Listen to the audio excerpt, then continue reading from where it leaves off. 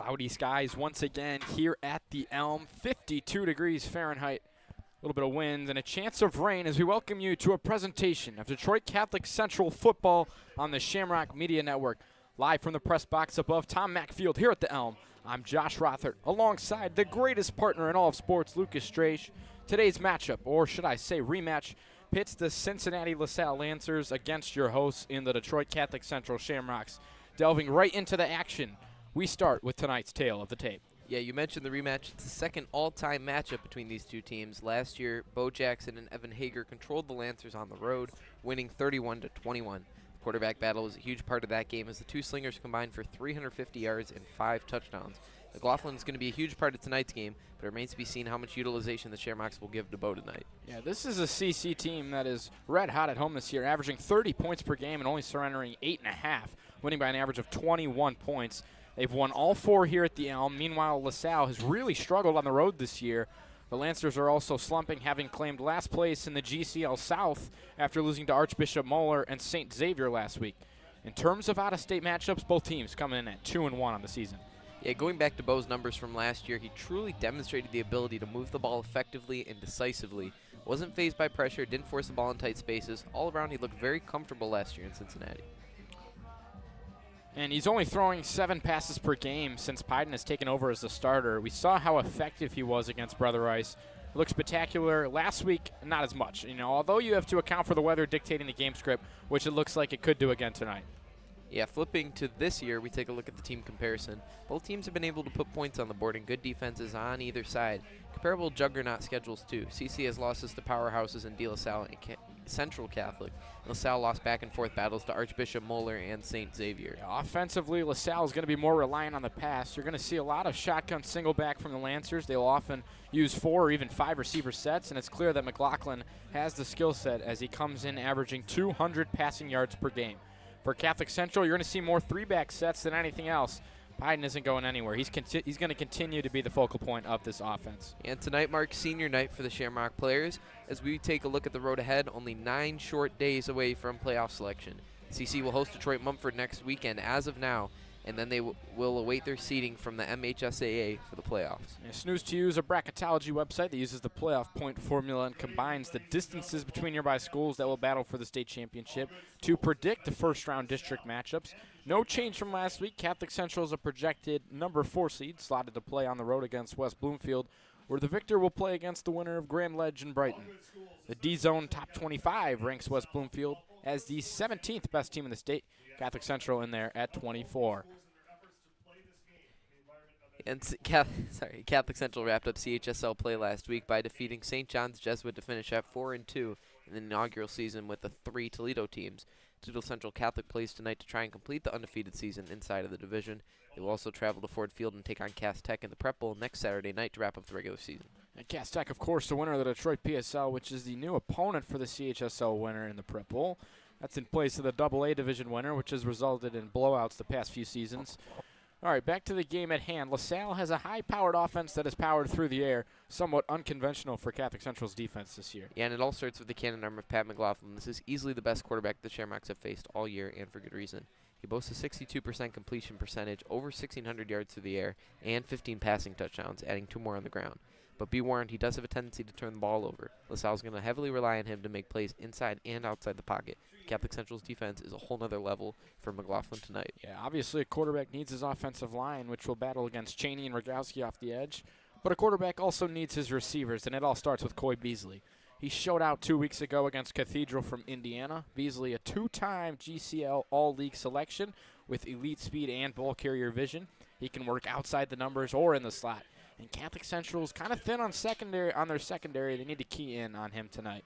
And, of course, that secondary missing some guys due to injury, but also due to position changes, Jaden Pyden being at the forefront of that. Yeah, and Pyden is absolutely invaluable to this team. There's a 50-50 chance, maybe greater chance he ends up with the ball in an offensive play. Just shy of 200 passing yards, 572 yards on the ground. Give him 109 more as a receiver, and how about 11 total touchdowns? He's only a junior. Excellent season last year, even better numbers this year, and potential to grow even more in that senior season. Yeah, the receiving room for the Shamrock attack is limited once again. Samson Gash has been at the front of that. He showcased his incredible speed all season long, dealing with that ankle injury inactive once again tonight, but 5 total touchdowns on the season for him. Also Nathan Semp out with that concussion. Nico McBride out with the ankle injury, and Genrich obviously dealing with that collarbone injury, which will allow for Matt Williams and Dylan Fairchild to step up for the second consecutive week. And it's important to measure just how effective the Shamrocks defense has been at home against opposing quarterbacks. Obviously, we mentioned the Shamrocks are 4-0 at home this year, but it all starts with their defensive dominance. Week 1, they held Dearborn's duo to 69 yards. They kept Axel Nua and Blake Morogi in check and were very dominant last week versus Coy Hammock. Yeah, the streak without a passing touchdown allowed at home stretches all the way back to the fourth quarter of the DeWitt game when Aspen Keys connected with Bryce Kearns for the game-tying score. It's been an astonishing 240 minutes of game time without allowing a passing touchdown. That's over 4 hours. Obviously cut that in half for when CC has the ball, but still incredibly impressive by this defense. What else is incredibly impressive, you might ask? Lucas Dracious, keys to victory. Both sides. Lucas, take it away. Yeah, first and foremost, the passing attack is going to be crucial for the Lancers tonight. McLaughlin has had a solid season through the air to this point and will have to air it out tonight to keep this offense moving. On the other side of the ball, La Salle needs to stay in their 4-3 formation in order to contain the Shamrock rushing attack. The front seven's a bit undersized. Will have to overperform tonight to keep this team in the game. Finally, the Lancers need to work on clock management with the lead. 3 of their 4 losses this season had come when they previously held the lead. Need to stay true to their approach, keep control of the ball, limit turnovers to leave Novi with the win. And for the Shamrocks, yeah, the defensive line needs to work to force McLaughlin outside the pocket. He's much more inaccurate on the air when he needs to throw in the run. The biggest focus will be on the line of scrimmage. CC has done a really good job dominating the trenches tonight, and doing so again today will put them well on their way to victory tonight. Finally, this team will need to stay patient no matter the score. Even if La Salle gets out to an early lead like they often do, CC cannot abandon the run game. This team needs to stay true to themselves in order to find the offense to win this matchup. and a few notable inactives tonight. We mentioned the 4 receivers, Gash, Semp, Genrich, and McBride all out. River Cheney will miss tonight with a concussion suffered last week against St. John's. And Owen Brown tearing that ACL once again. He will be inactive as well for the Shamrocks. Senior night festivities taking place on the field. The players walking out with their parents before the band will perform just moments away from kickoff, about 15 minutes. You're listening to the Shamrock Media Network.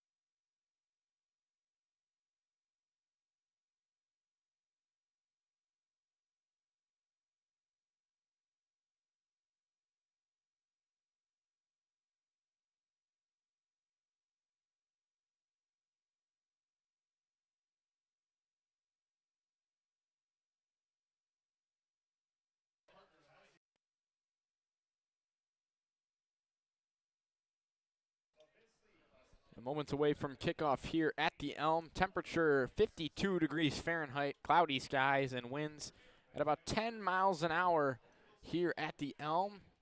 The refs are a little bit late to this game, so we might have a little bit of a delayed start.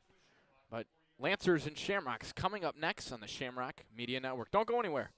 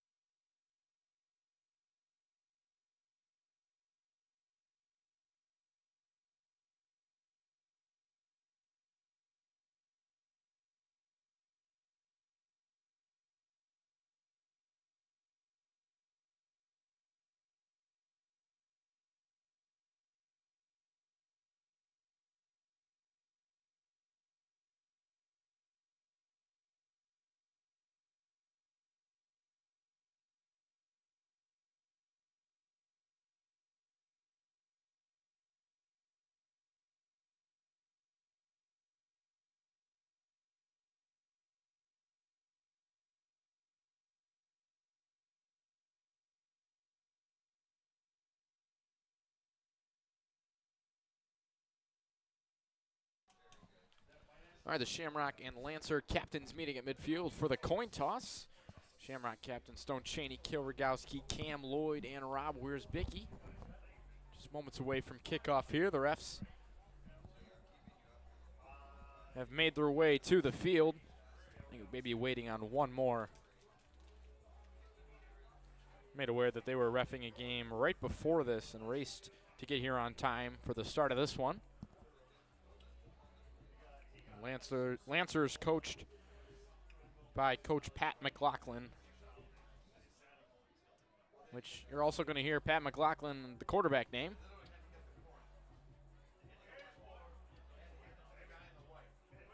And the fourth ref makes his way onto the field.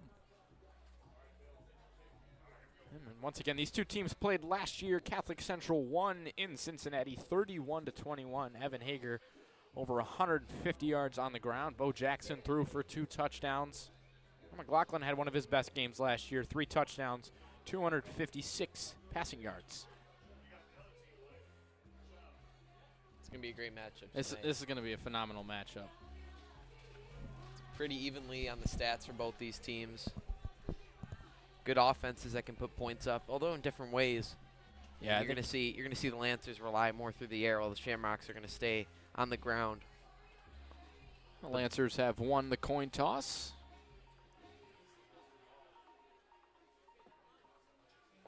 Excuse me, the Lancers call the coin toss. And they win. And they defer to the second half, so that means we get to see the 3-back set. Jaden Pyden to start this one off.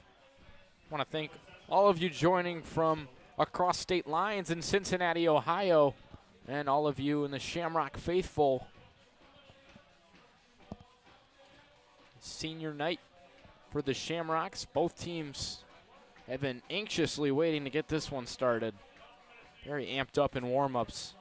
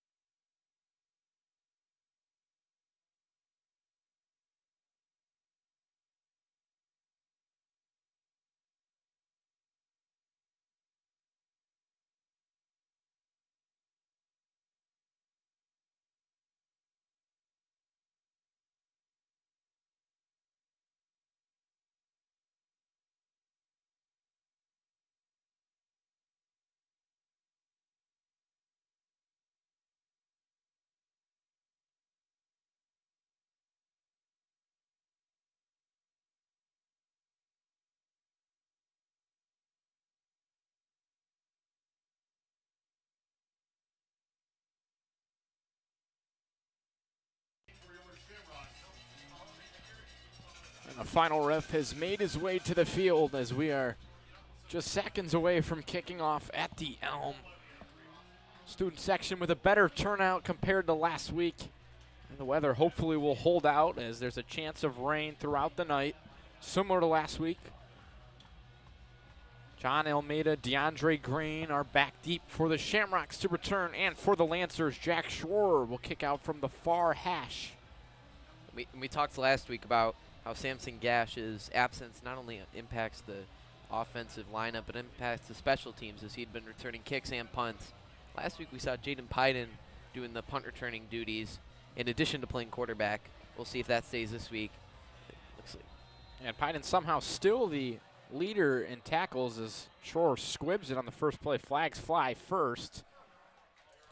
Normally an offsides on the kicking team. And that is the case. So they'll re-kick from 5 yards back. A little bit of a delayed start tonight.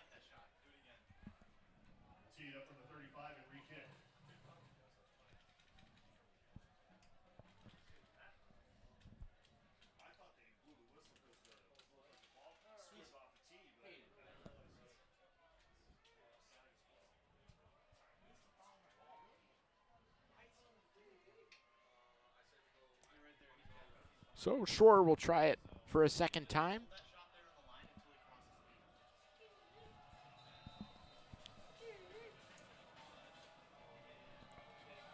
And 4 quarters of action-packed football start right now. A little bit of a turner.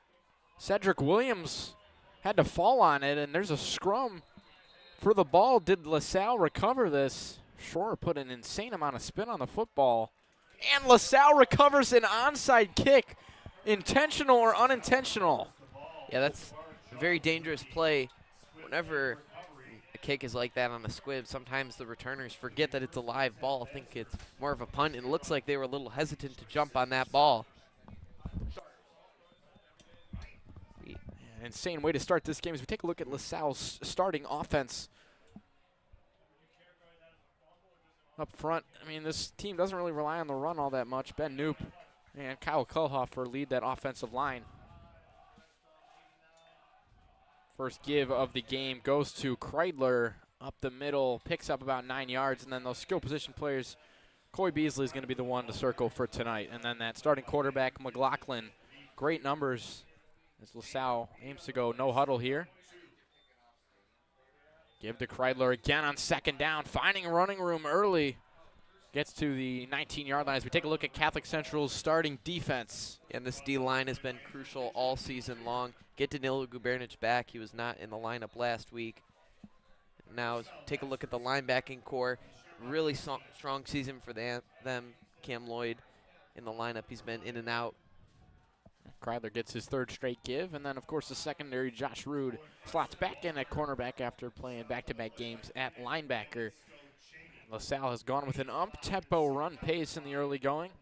And the Shamrock defense looks a little flat to begin this one. Well, of course, not expecting to start on defense as get gifted a free play here. Kreidler slips on the turf. Yeah, and I don't think it mattered much. Snow Chaney was right there to swallow him up if he had stayed on his feet. Either way, it'll be 3rd and 6 for this Lancer offense, already in the red zone. 3rd down and 8 from their own, from the CC 15. Shamrock showing pressure on the left side. And pressure comes, quick pass. McLaughlin's pass knocked down at the line of scrimmage and incomplete. And this will force the hand of Coach McLaughlin. The field goal unit will come on the field. Yeah, nice job by Rogowski to knock that one down. And the Shamrocks, after a few good runs in a row, I mean, they gained over 20 yards on their first 3 runs. And Jack Schroer, 6 for 10 on the year in field goals. Belong of 47 yards. We saw him warming up. He buried one from 43. Although it was at the other end of the field. Yeah, this one from 34.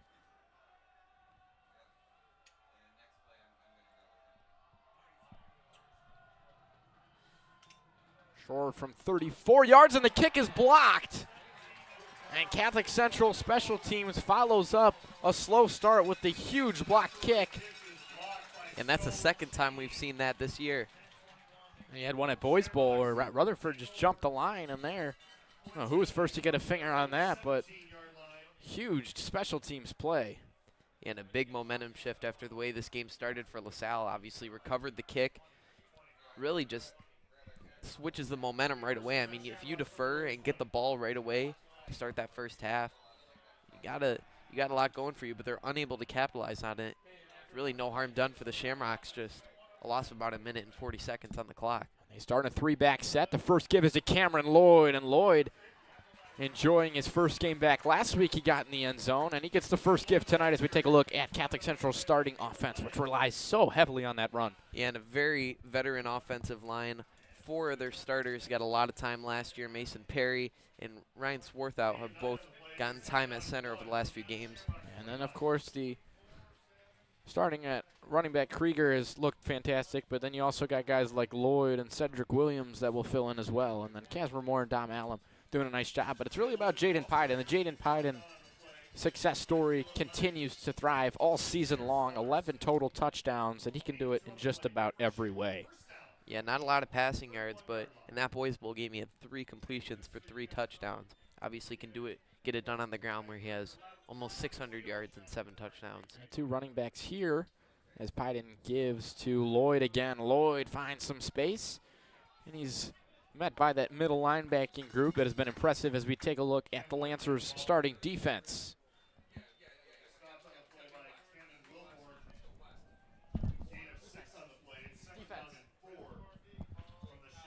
And this is a defense that has struggled against the run, especially when they get into those 5-6 defensive back formations. As we take a look at the linebackers, they're going to have to try to stay in their 4-3 as much as they can, especially against a run-heavy offense like this. Lloyd for the 3rd time on the drive. And then, of course, that secondary group, Sayers, Smothers, and Coy Beasley. Very impressive. Cyree Smothers. Coy Beasley, that 2-time All-GCL League selection. Back-to-back years. Obviously, it's pretty early in this game, but I don't think we've seen this much Cam Lloyd since really early in the season. It's been a lot of Lee Krieger and obviously Jaden Pyden on the ground. Some Cedric Williams mixed in there. Cam Lloyd's been more of a defensive role. He's been more of a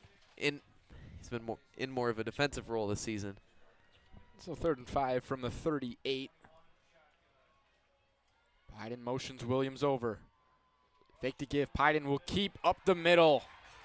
Soaring forward through a host of tacklers for a Catholic Central first down. That's Jaden Pyden. He's going to do it just about everything tonight. And good hard run there from Pyden. He got about 6 yards before he was even touched. Got past that line all the way to the 49-yard line. Great job by those guards in that gap. I see Moyer and Rogowski out leading the blocks on that play. And Pyden in the gun on first down with 2 running backs.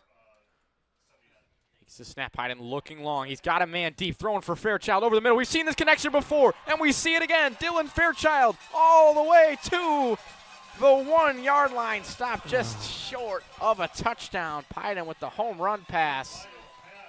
Yeah, the play action worked really well on there. As we take a look at the replay, you can see how the linebackers crash right away. And good job by Fairchild. Just runs a post route and gets behind the safety. Unable to get all the way to the end zone, but nevertheless, great play. It looked almost identical, except you flipped the field from Fairchild's touchdown against Brother Rice. He ran right to left. That time he ran left to right.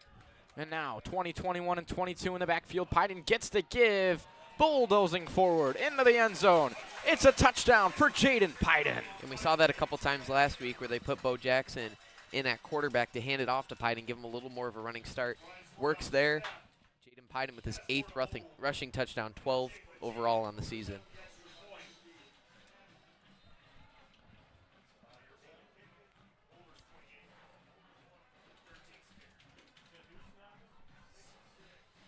And Mategan, place kicker for the Shamrocks.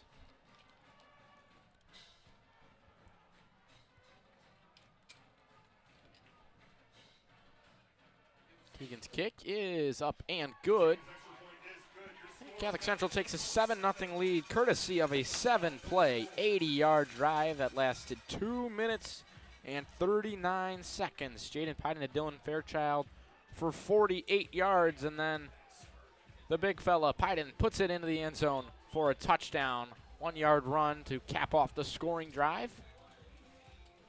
Just a really efficient drive from the Shamrock team, over 11 yards per play. Just marched right down the field, used the run game at the beginning and the end, and the big pass play in the middle to set up the score.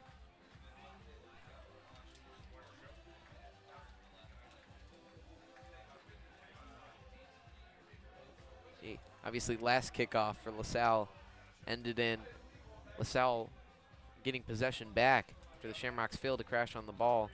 Kind of a squib kick right up the middle.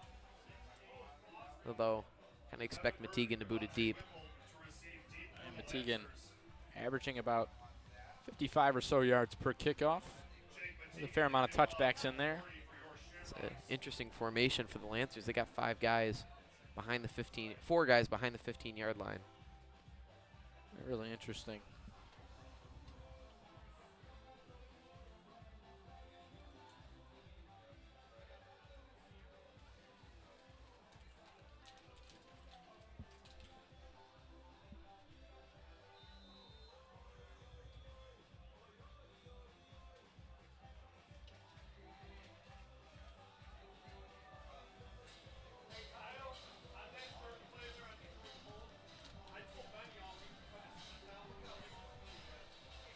Metegan to kick it deep.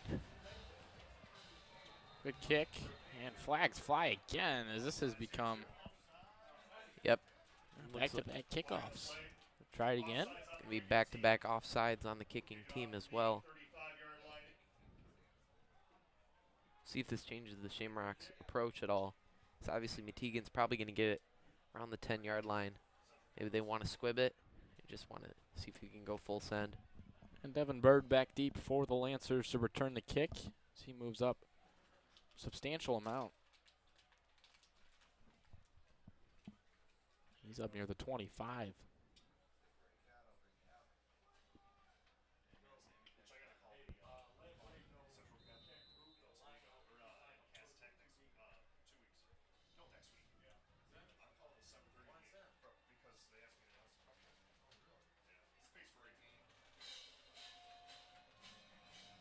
We'll try it again. Metegan, who booted deep. And he does that again. Bird will track it, catch it at the 8-yard line. Bird with a full head of steam moving forward, gets a block. Bird out over the 30-yard line and brought down at the 31. Great tackle there by DeAndre Green. Otherwise, Bird might still be running. He had a good hold to that left side, but Green, credit where credit is due, wraps up around the 31.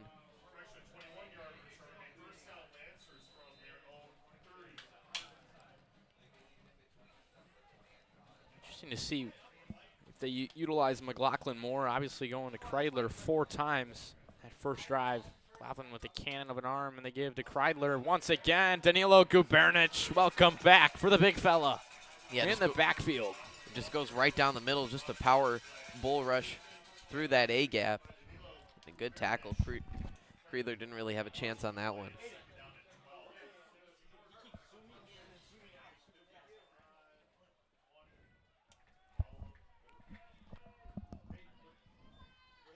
After the loss, 2nd down and 11.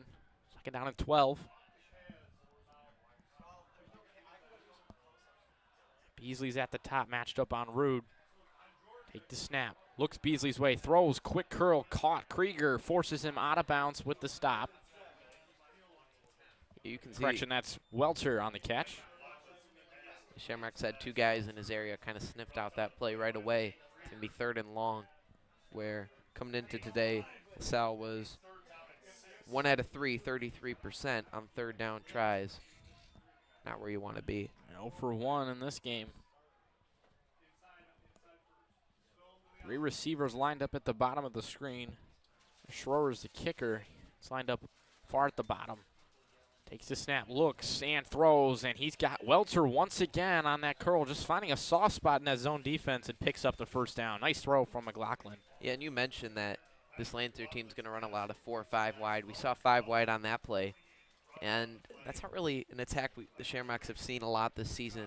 Brother Rice ran a lot of 4 wide, but not very effectively So it's going to be a test for the Shamrock secondary going up against the best passing offense they've seen in a while.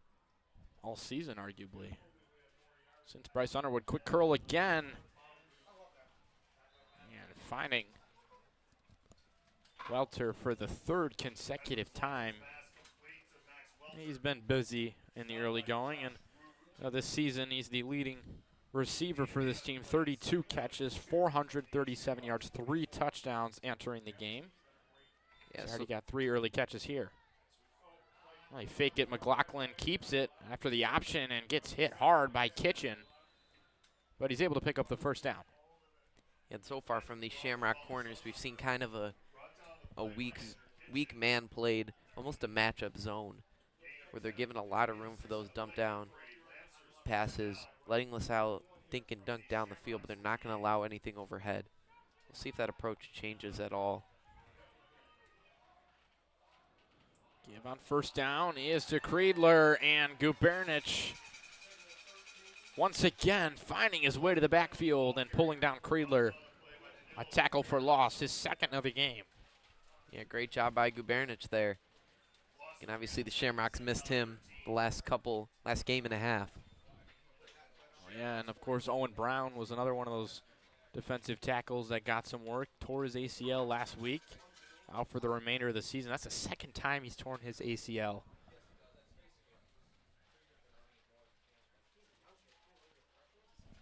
In the pistol on second down, fakes to give, looking long, throwing deep for Schroer, and DeAndre Green steps in front of that, bats the pass to the ground. Incomplete, and upcoming for the Lancers, third down. Nice play by Green there. Almost had his third interception of the season, but played that really well on the deep ball. Wasn't fooled by the play action. Just had good position all the way. Wasn't really a chance for that pass to be completed. And Green a little bit undersized, only about 5'8". Jack Schroer stands 6'1", about a 5-inch height difference. Green, of course, the team leader with 2 interceptions on the season. So far, I don't think we've seen Beasley line up out wide for this Lancer team. Not on the field right now. He's on the drive. He was on the first drive for 2 snaps maybe, but it's a snap here. McLaughlin throwing and incomplete. Kyle Ewing was able to get a hand on it and knock it away, and that'll bring up fourth down for the Lancers, and they'll send the punt unit on the field. Yeah, he's going to be mad at himself after that one. Had a good play on that. It's a little out of range, but had a shot at that, and if he caught it, he'd probably be in the end zone right now. Either way, great play by Ewing to break that one up. And it looks like it will be Pyden returning this punt. Yeah. Similar to last week. Watch your quarterback / running back / wide receiver / tight end / safety / punt returner. It's a good Lancer bounce. This one will go out of bounds. And maybe a little bit of extracurriculars going on the field.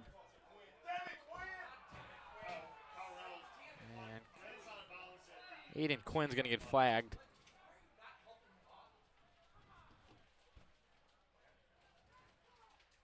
Coach Desante not pleased with the end of that play.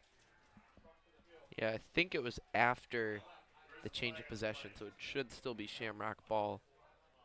Yeah, it looked like maybe a player was down on the field and some sort of taunting.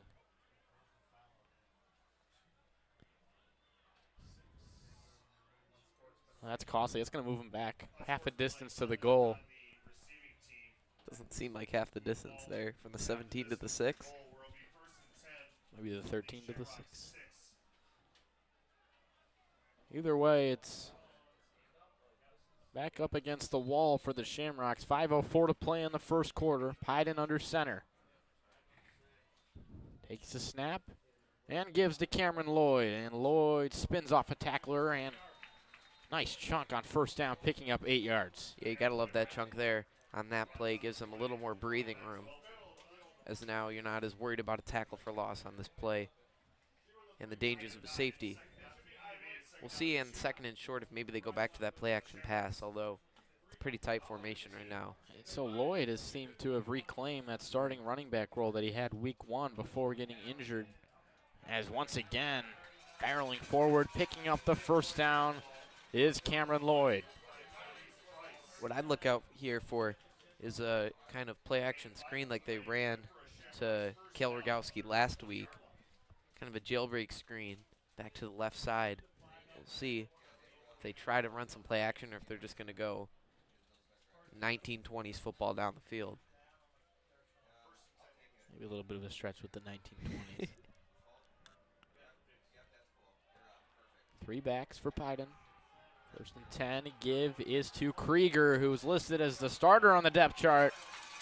And of course, there's a good reason for that, as Krieger carries a few defenders forward on his back. And another first down. Back-to-back plays where they have just imposed their will on the front. Yeah, this Lancer front 7 has really not had an answer for this Shamrock rush attack so far. Going to have to change something up, otherwise Shamrock's just going to march right down the field.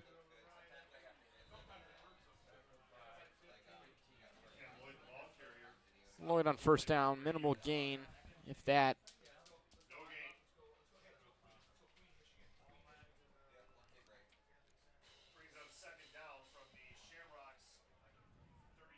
See, this entire drive we haven't seen any wide receivers. It's been all 7 guys up front. Piden takes his snap, rolls left. He's going to just power through himself and stumbling before tackled by Coy Beasley. And nice gain on the play, but it's going to bring up probably a 3rd and passing down here for the Shamrocks. Under 3 to play in the first. Wide receivers enter the game, along with Cedric Williams and Connor Ryan.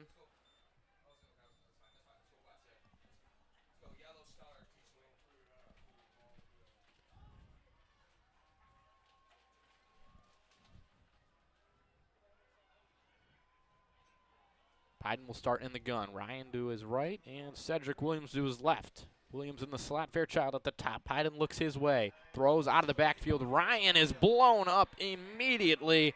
Tackle made by the all-league Dior Brumfield.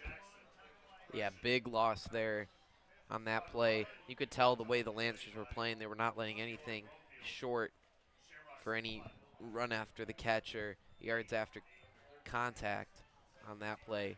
The only way you were going to beat him was going deep. That did not work on that one. And now there's just pre-snap movement of all sorts. Yeah, that ball was snapped too early. The 11th guy for the Shamrocks was still running on the field when that ball was snapped. Just unforced error there.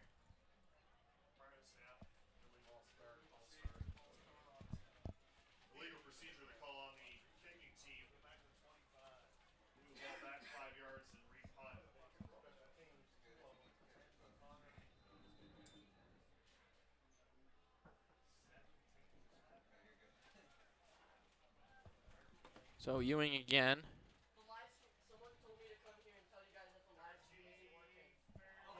And muffed the punt, and it's recovered by the Shamrocks. Josh Rude with a nice special teams play. Yeah, and that's the 2nd time that this ball's been turned over on a kick. First time it was the Lancers recovering that kind of onside squib up the middle. This time it's the Shamrocks recovering a muff punt, and they'll have the ball on the other side. Really just like a 15-yard gain on that 3rd down play.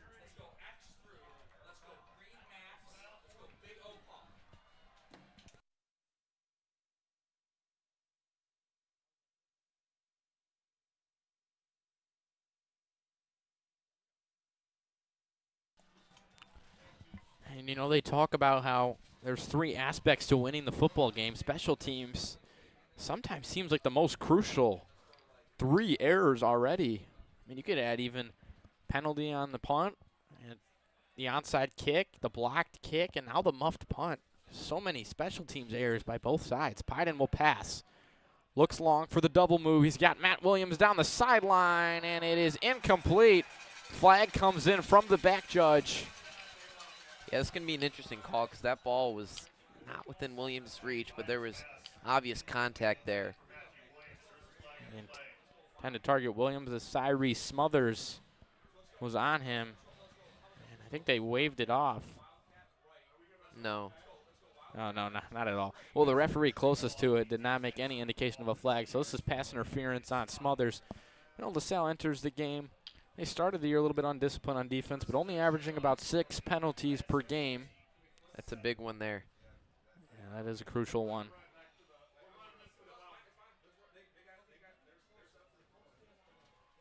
Again, it's Williams, I the like lone that matchup. receiver. Yeah, I wouldn't be surprised if they take another shot here. Especially LaSalle has really stacked the box. They've keyed in on Pyden. Pyden gets the carry here. Breaks a tackle at the line of scrimmage. And brought down by a group of Lancer defenders. He picks up about 5 yards on first down. And you mentioned how LaSalle stacked the box, but they haven't had a lot of success stopping the run either way, except for that last sequence before the punt. But otherwise, Shamrocks have done all they wanted on the ground. Already 67 yards there. Well, you'd find it crazy to know that holding CC to 5 yards per carry this year would be doing better than most of the teams they've played against. It's a team that is averaging around 7 to 8 yards per carry on a normal night. Pyden will keep by himself, left side, trying to find a block, and does get the edge. Lowers his shoulder, and he's going to be close to that first down marker. I don't know if they're going to quite give it to him. Just like about a yard short. Maybe just inches short. I like throwing the ball here. I feel you can be pretty confident with getting this 1 yard on the ground. Maybe you want to try to take a shot into the end zone on third. And if you don't get it, just run it with Pyden on fourth. They bring this power unit into the game. Lloyd, Krieger, and Moyer in the backfield. Pyden under center. Give it to Krieger, but before that, there's a flag. Usually that indicates a false start. It is.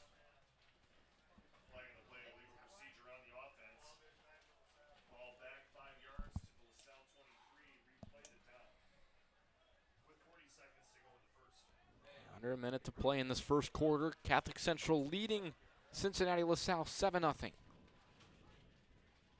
Third down and 6 from the 22, and now another flag comes in as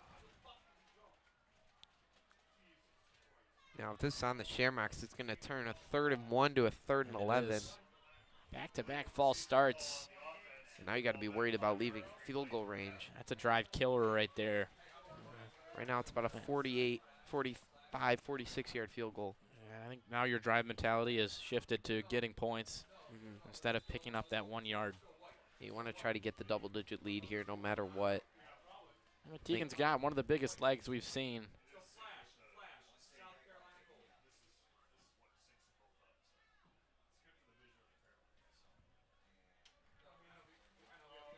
Fairchild at the bottom, Williams at the top. 2 backs for Pyden in the gun. Takes the snap, fakes it. Pyden, pressure comes. Dump off pass to Krieger, who is stopped initially but breaks the initial tackle. And still didn't get back to the line of scrimmage. Yeah, this is a 48, 49-yard field goal. And we'll see what the Shamrocks decide in the second quarter after one. 7-0 Shamrocks. Mistakes on special teams for both sides. Yeah, as we come to the end of the first quarter, we pause to remember one of our own brothers, Jack Swamba, a graduate from the recent class of 2022. Jack was instrumental in winning the 2022 Hockey State Championship, where he had a game-deciding goal in the third period in the championship game versus Brighton. Jack was described by his coaches as one of the toughest and hardest-working individuals who always had a genuine smile on his face. Our thoughts and prayers are with the Swamba family at this time.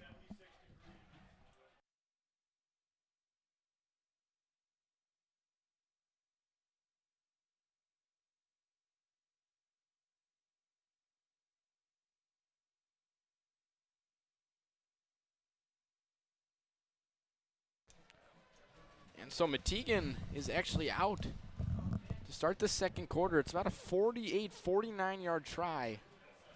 Mark at about 48 yards. And he hit a pretty long one against Brother Rice, but I think this would be a season long and probably career long if he can get this one through the uprights. Yeah, Metegan. Longest this year is 44 yards. Metegan from 48 to give the Shamrocks a 2-score lead on its way. doesn't have the leg, and it is wide left. Mategan unable to convert, so the Lancers will take over after the missed field goal. Yeah, that play was doomed from the start. The snap was a little bit low, and it might have messed Mategan up a little bit on his timing. Either way, short into the left on the near 50-yard attempt. I don't see a lot of college kickers attempting 48-yarders. Catholic Central's defense has played well enough to warrant that. McLaughlin 3 for 6 for 25. Looks like there's got to be a mistake here for the referees. They should not be moving the ball back to the 20. That's the rule if there's a missed kick within the 20-yard line. But since that kick would have been missed from about the 38, that's where the ball should be. Bad break. Devin Bird gets his first carry of the night, and he picks up about 1 yard on the play. He's the number 2 back for this Lancer offense. Had a nice kick return earlier on in this one.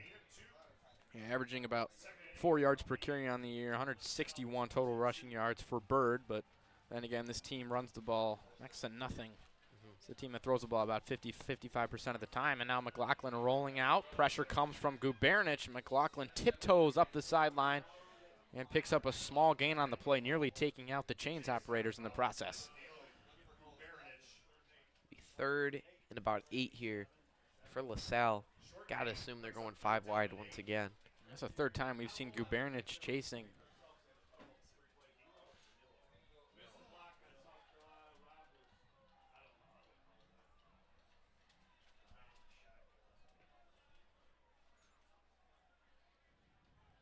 And they do go 5 wide on 3rd down. McLaughlin loves to sling it. A pure passer looks to his left, shifts up, throws sidearm, nice delivery to Reynolds up the middle. And on the slant, picks up a 1st down and takes a shot. McLaughlin, I mean, almost Patrick Mahomes-esque right there with the sidearm throw, looking like Stafford out there. Yeah, let's take a look at the replay there. That's what that reminded me as well. Great job by him stepping up, feeling the pressure coming from his left and right side. Steps up in the pocket, delivers it, sidearm off balance. 1st down. And the give on 1st down is to Bird, up to the 40-yard line. The Shamrock defense has been stout for the most part tonight. Just under 2 yards per carry for the Lancers in the early going. Yeah, they had some success on that first drive. Their first 3 carries went for over 15 yards. But Shamrock's defense has settled in, at least in that portion of the game.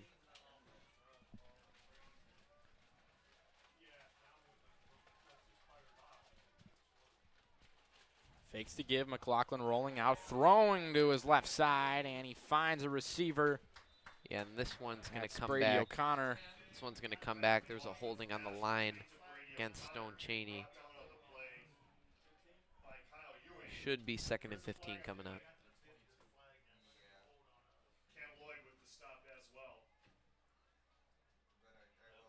Nope. They're going to call ineligible man downfield, so it'll be 2nd and 10.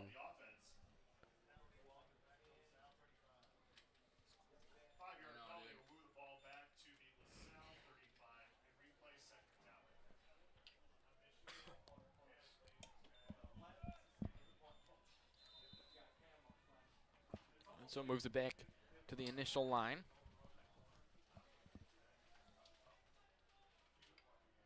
Looks like another pass play here. Bird's lined up almost as a fullback. McLaughlin looking. Cheney being held again. Deep ball down the sideline. He overshot Beasley.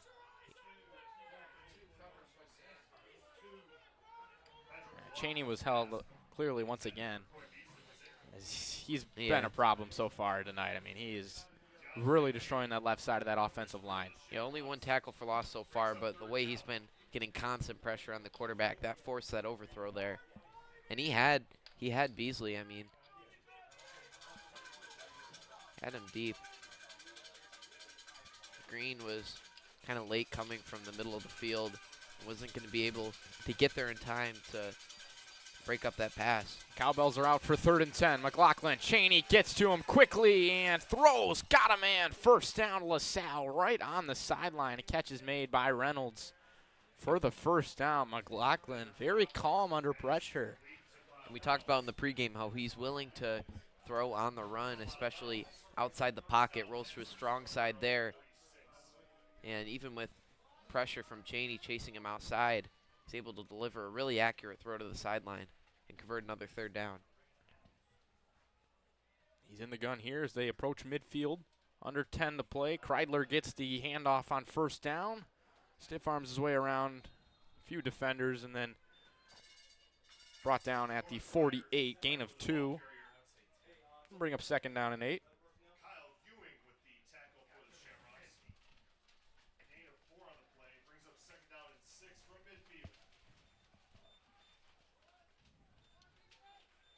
A lot of success through the air tonight for McLaughlin and the Lancers.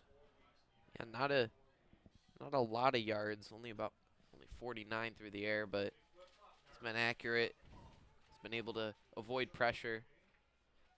Hasn't been sacked yet, despite the way these edge rushers are playing for the Shamrocks. Looks to pass here. They're going to go bubble screen to Reynolds. And he is swamped. Instantly, Cam Lloyd, and he's been waiting to get back into that lineup. Finally got some snaps last week, and he's converted into a two-way role tonight. That's not an easy play to make in the open field.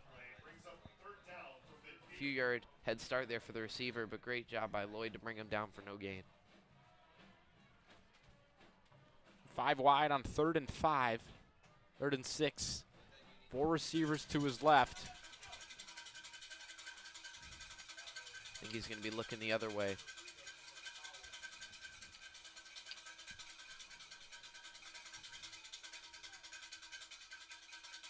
McLaughlin looks, throws, screen pass, bubble to Kreidler, never had it in his hands as he juggles it.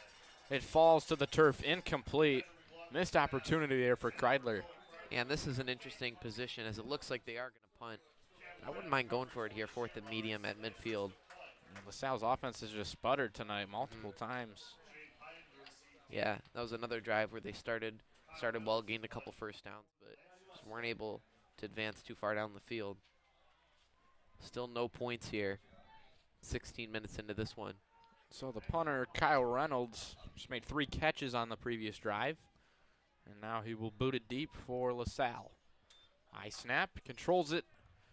And a solid punt. Piden moves up, makes the catch at the 20-yard line with a running start. He barrels forward to the 30-yard line where he's pushed out of bounds. 10-yard gain, and we get a chance to look at Bo Jackson's numbers from this year. Jackson in the huddle here for the first time tonight. Yeah, Bo started the season getting those QB1 reps. It's kind of more switched into a specialist, coming in on obvious passing downs or maybe in some tempo switches. Just under 50% on the year. Most of the second half last week, and most of that was just handing the ball off. Only 2 pass attempts last week, and on first down he gives to Piden. Piden up to the 35 before he's brought down to the ground by Dior Brumfield. Yeah, his first pass attempt last week, he got hit as he threw. It was just a free ball up in the air that was intercepted. We didn't see him really throw the ball much more after that. Was really efficient in that first game. And that first game kind of as the QB2 against Brother Rice. 7 for 11.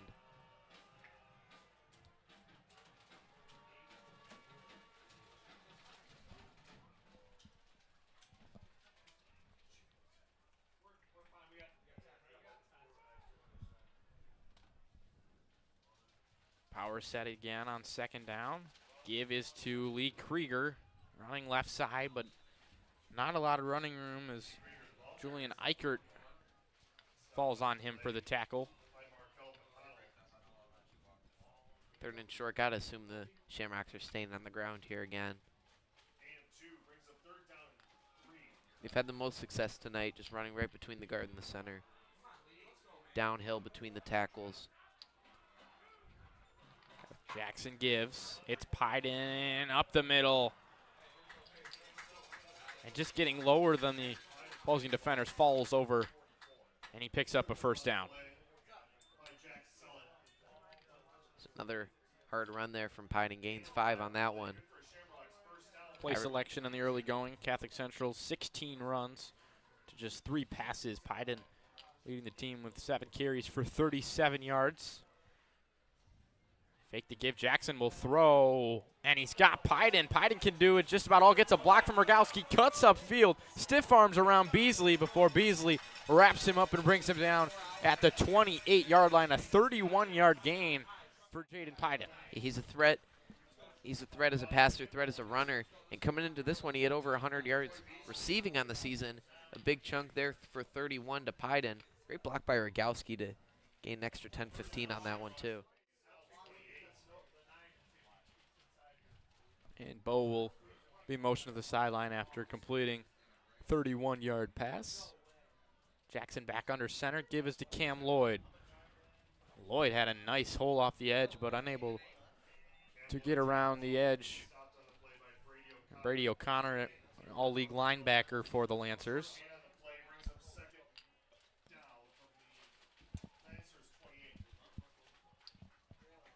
Catholic Central has really been in control of the possession. Time of possession in this early going. Under halfway to play in this first half, in the second quarter. 7-0 Catholic Central. Biden with the give to Krieger. Oh, he faked it. A triple option. Cam Lloyd ends up with the ball. Yeah, it looks Air Force triple option right there. I'm going to say it looks like some military academy play out there. Just kind of read right away by that La Salle linebacking core. Not a big gain there, and we'll bring up 3rd and medium, 3rd and long here. I remember watching that DeWitt game in the first half when the sun was still out, and they do that spin move on the snap, and you'd have to try to figure out which one of the 4 guys had the ball. Matt Williams once again is going to have single coverage on an island all the way on the right side. See if they look his way. It's Dre Arnold on him. Pyden will keep it himself. Patiently waits for the hole to develop. And he's very close. They're going to mark him a half-yard shy of the first down. They really haven't had a negative play tonight. No reason not to go for this. Yeah, and they're going to go quick here. Looks like the brotherly shove formation and here. it is. Pyden, he got it easily. And a few more. Pyden, it's on top of the pile, and it's a nice shove from Krieger and Lloyd. Picks up about 4 or 5 on the tush push for a first down. Might have to go send the film on that one over to Nick Sirianni. It's been more successful than any of Jalen Hurts' attempts. Probably longer than any of his rushing touchdowns on the season.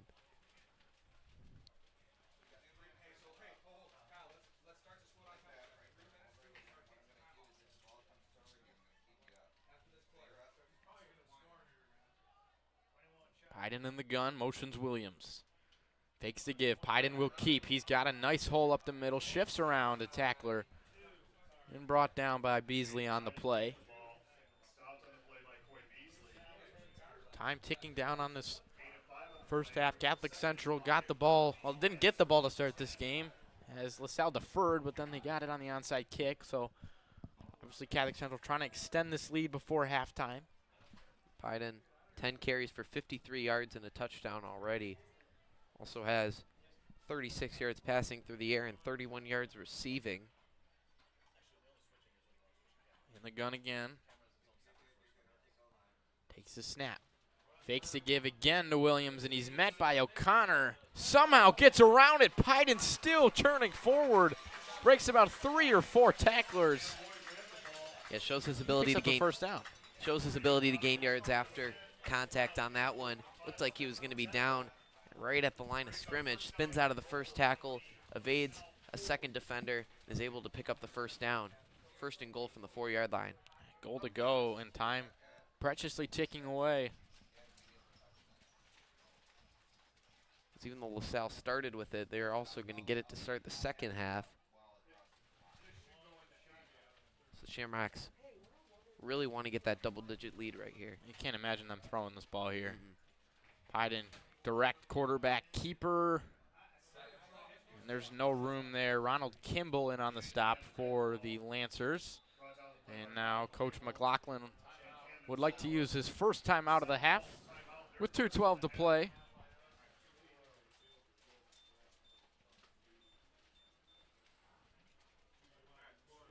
Catholic Central dominating the total yardage to this point, 201 yards to La Salle's 83.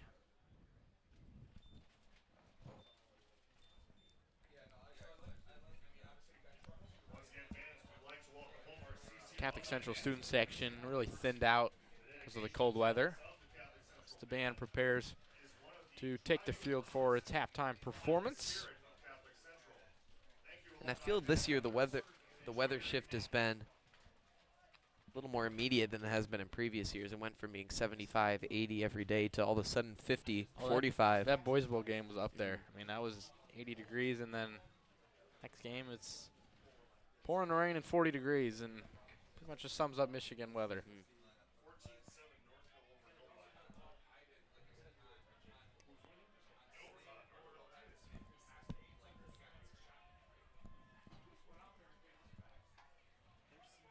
Second and goal. Second and goal from the 3. 20, 21, and 22 are the running backs. That's Krieger, Lloyd, and Pyden gets to give up over top and into the end zone. Another rushing touchdown for the man, the myth, the legend, Jaden Pyden. 13th touchdown on the season. He's been really effective on the ground. I think since they've switched him to being the primary quarterback, he's been more effective on the ground. If that makes sense. I mean, he might not have official records, but Jaden Pyden has got to be making a case for points in a season. Extends the lead to 13-0 in Muskegon on the extra point.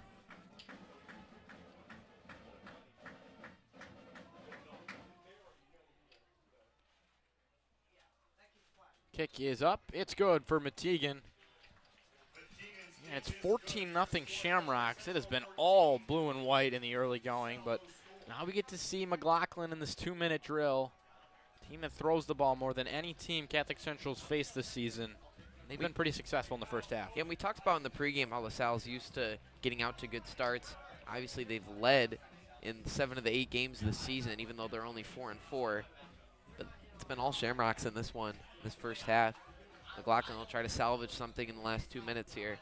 Yeah, I mean, at some point, Coach McLaughlin's going to have to get aggressive to come back from down 14.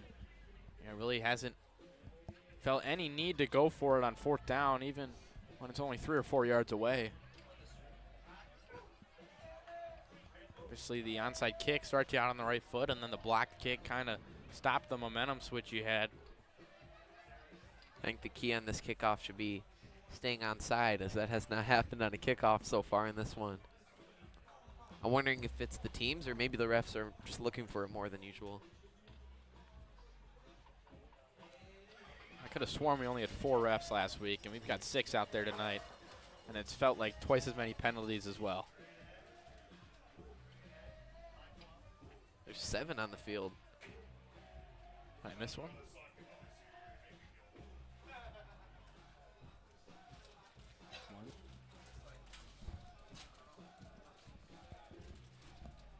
Oh, there's 7.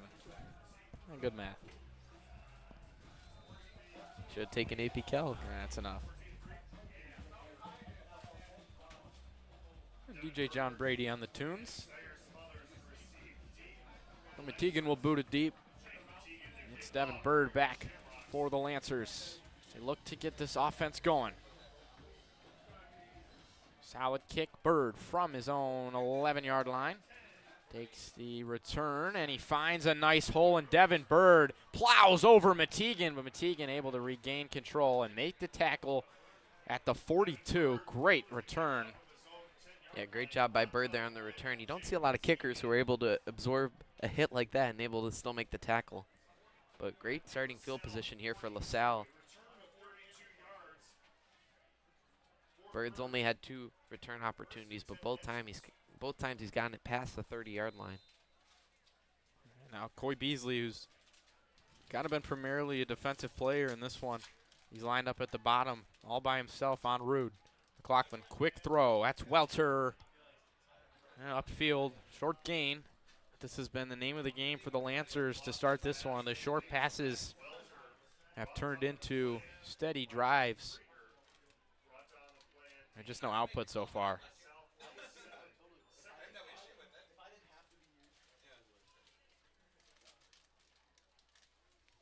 give on second down to Kreidler. He's really had a tough time composing his balance. Yeah, ever since that first drive.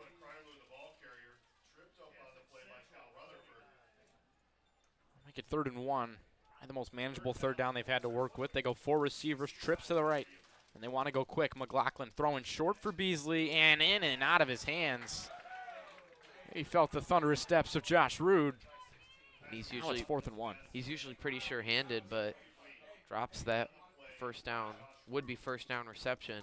And obviously, you're going to see the Lancers go for it here. This is huge. I mean, if Catholic Central can muster a stop here, they're in plus territory with a minute left. Could extend this to a 3-score lead before halftime.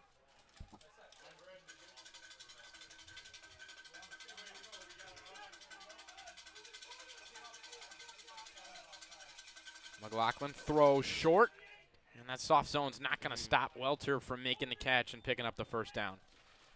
And that soft zone's been good for preventing any plays down deep, but it's not really going to be able to stop a quarterback like McLaughlin from finding one of his 4 receivers.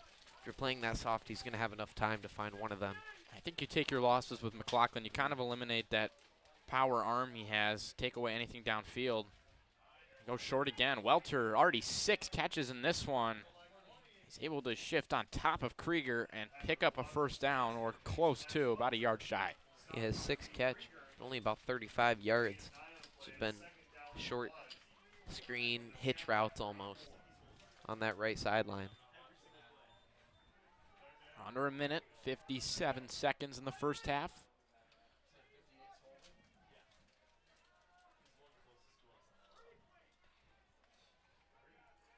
McLaughlin looking his way. He's just kind of sitting on that bubble curl. He is hit hard by Rogowski at the end of the play, and so was Welter, but he's got another first down.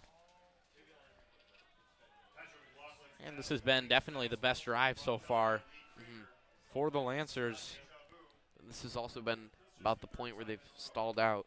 This is a crucial point for this Lancer offense. They got to keep the ball moving, keep the chains moving. Maybe not stall out here. Maybe when do they take that shot? Or maybe when does Catholic Central switch to man defense? Doesn't look like this one. We'll give to Kreidler. Kreidler with some running room spins off Ewing. Swallowed up by Stone Chaney and Aiden Quinn. Lancers will call their second timeout. Just over 40 seconds left in the second quarter. I think any points here is a win, considering they haven't really been able to get anything going offensively. Nope. Give yourself some points to go into the break, and then you can continue where you left off out of the break. Yeah, I think getting the ball is going to be crucial for this La Salle team. As you mentioned, if they're able to get something out, maybe come out of the break, get some more points, it's going to be a 1-score game or even a tie game.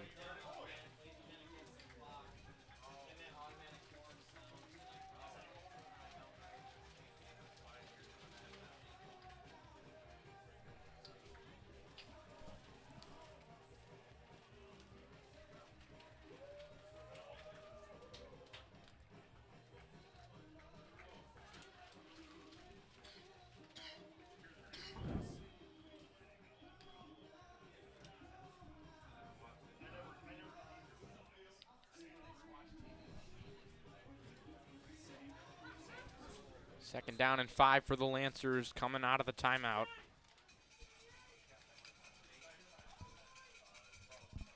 McLaughlin takes it, looking for the back shoulder throw, and it is caught, and a flag, and a touchdown. Welter beats Austin Kersey up the sideline and somehow makes the catch while being grabbed onto for the first Lancers touchdown of the night. And the only reason that play was not an interception was because Kersey did not turn around. That led to the pass interference, the completion, and then a great job by Welter to break it and walk into the end zone.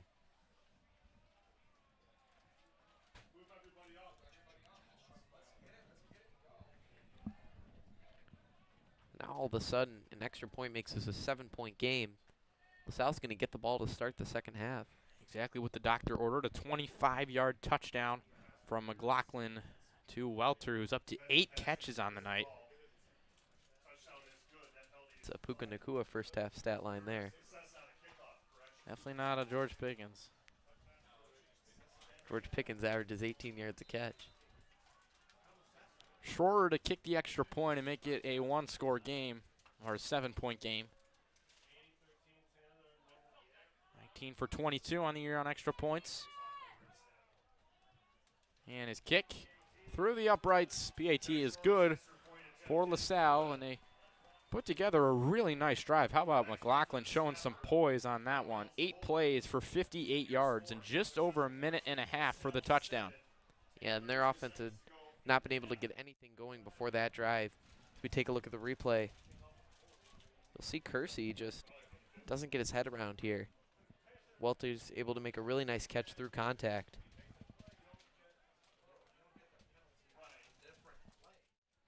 But yeah, La Salle wasn't getting anything going on offense before that drive, and great job there by McLaughlin to just move the ball down surgically, checking down when he needed to, taking what the defense gave him, and taking the shot when the time was right. All of a sudden, it's a one-score game. We talked about it in the early going.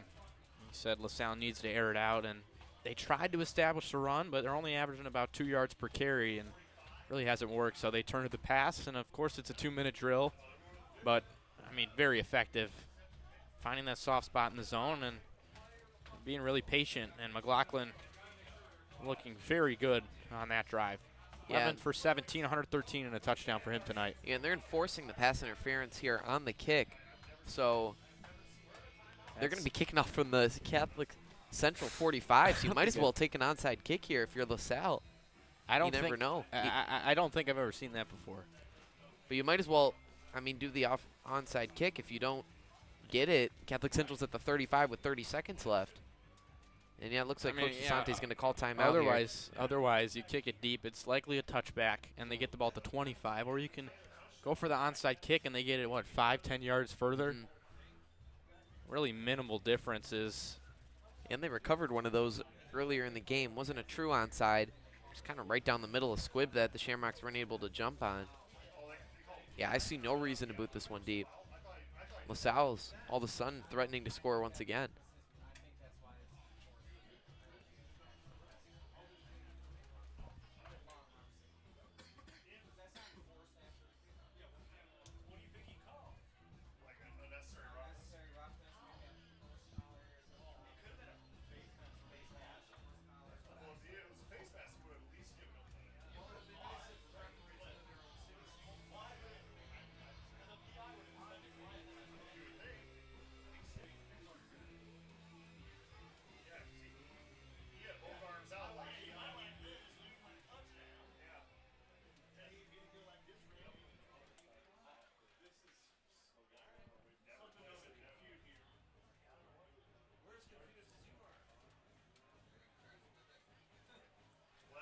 Shamrocks have their hands team out there. They put 10 guys up within the first 5 eligible yards.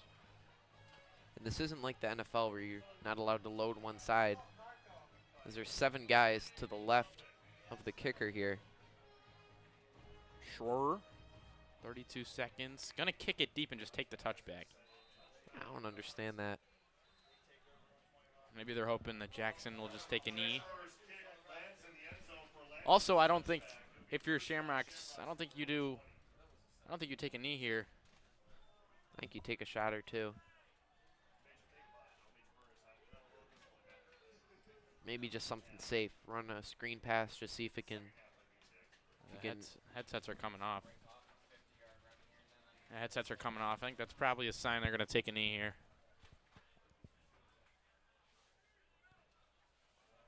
Looks like they're in Maybe that just run power it out. formation. Yep, Jackson will take the snap and take a knee, and it'll end the first half. Max Welter's late 25-yard touchdown puts La Salle on the board, but it's still the Catholic Central Shamrocks with the lead at the break over the Lancers of Cincinnati La Salle, 14-7, thanks to Jaden Pyden with 2 rushing touchdowns and 99 total yards. And add 36 more through the air. Catholic Central leading 14-7 at the break. You're watching or listening to the Shamrock Media Network It's the band taking the field for their halftime performance. We'll see you in 18 minutes for the start of second half action between Detroit Catholic Central and Cincinnati La Salle.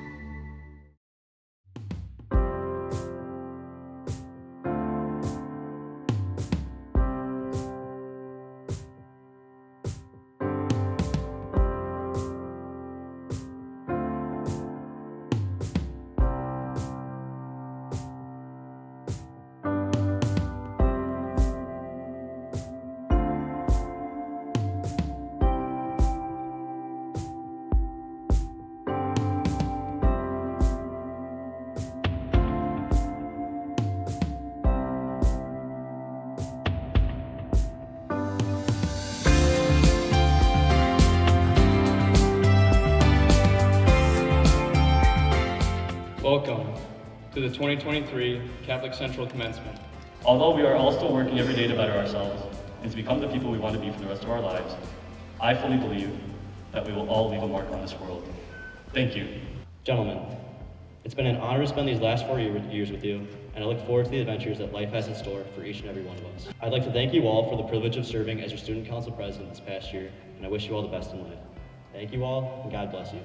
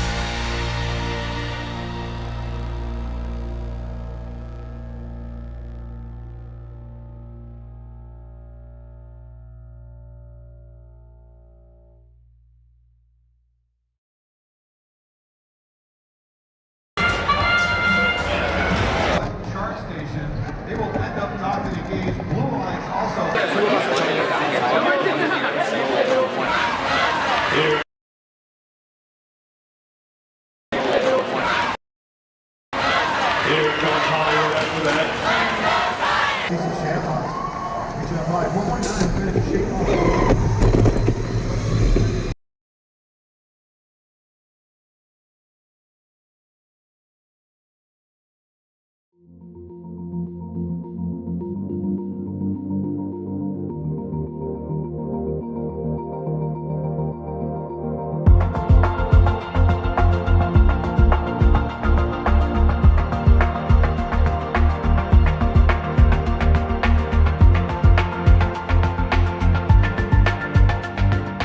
Hi, my name is Steven Unchai. I'm the head esports coach at Catholic Central, and I graduated in 2018.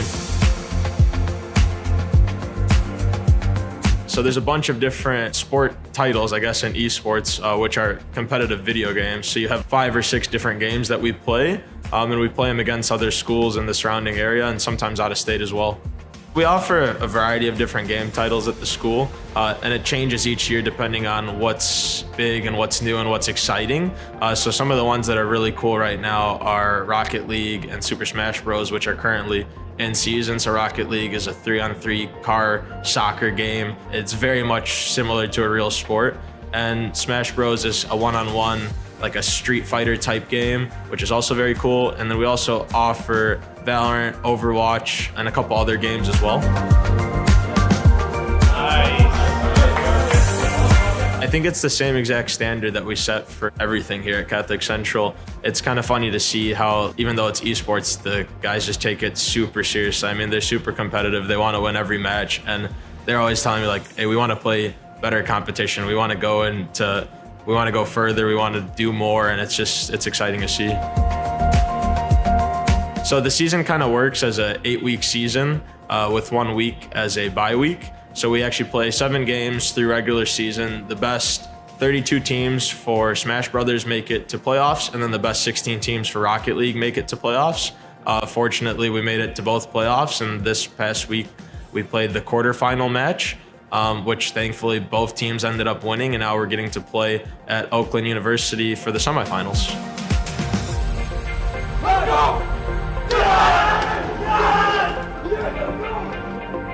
Let's go, CC! Let's win!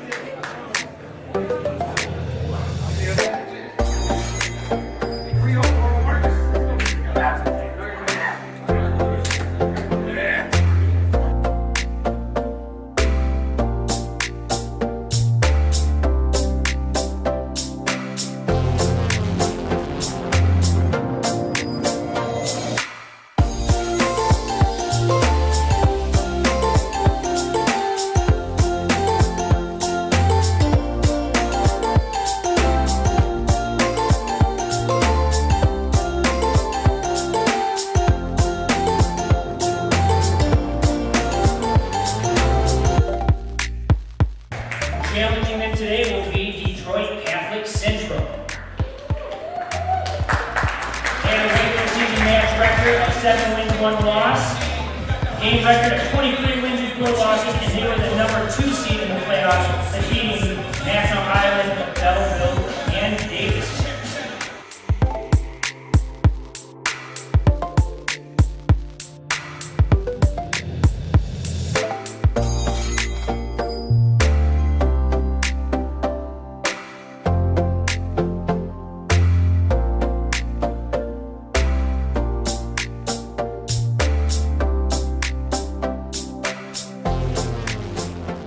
Well, it was a great weekend here at MHSCL playoff tournament. We were able to bring 2 teams here, our Smash team and also our Rocket League team. It's pretty competitive for sure, but that's one thing that we kind of like.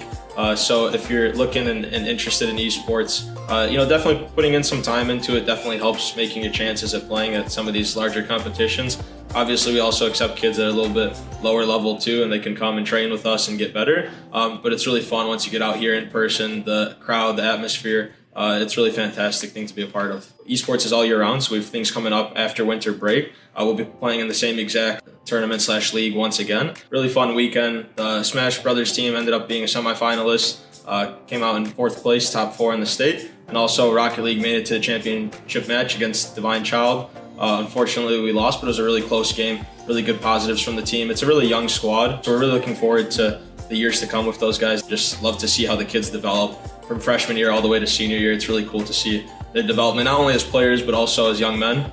And I'm really just proud to be a part of it.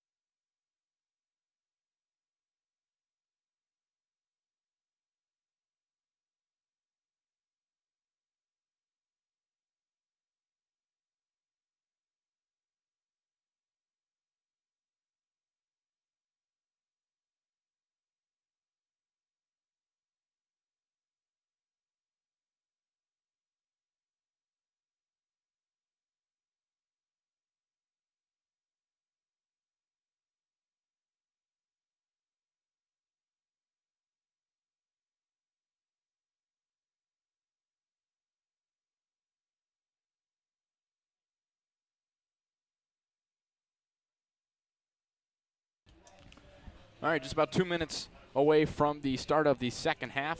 Josh Rothert and Lucas Drache joining you from the press box as we take a look at some scores around the league, starting with the reigning Division I champions in Belleville. They lead Fordson 33-0 at half. Yeah, Cass Tech and Detroit King in a tight one here. That's a crucial matchup in that PSL. And the Northville obviously leading Novi from down the road 14-7 at halftime, but a bit of a surprise in West Bloomfield. Southfield A&T being shut out through the second quarter, 28-0 the Lakers leading. Yeah, a couple other Catholic League scores. St. Mary's having no trouble with Brother Rice, up 34-0 at the half. And then out at Wayne State, De La Salle is up 28-3 on St. John's. Yeah, Mason and Walled Lake Western, two of the top 15 teams. They're tied 7-7 through the second quarter. Heartland up 21-7 on Canton. And then for you Cincinnati fans watching at home, division foe Elder trails to a team from Indiana down 21-7 midway through the third quarter. And back to this game now. We take a look at the first half stats from these two teams. Pretty comparable numbers across the board. But just about everything we said, La Salle relying on the pass and Catholic Central on the run. Yeah, Catholic Central almost 100 yards rushing in that first half. Most of it's coming from Pine. If they're going to have success, they're going to have to keep running through him. La Salle had most of their passing yards on that last drive. Really good job by McLaughlin on that drive, finding his receivers, finding Welter in the end zone for that touchdown. And Catholic Central slight advantage on the yards. Obviously some turnovers by both squads, some miscommunications on kicks.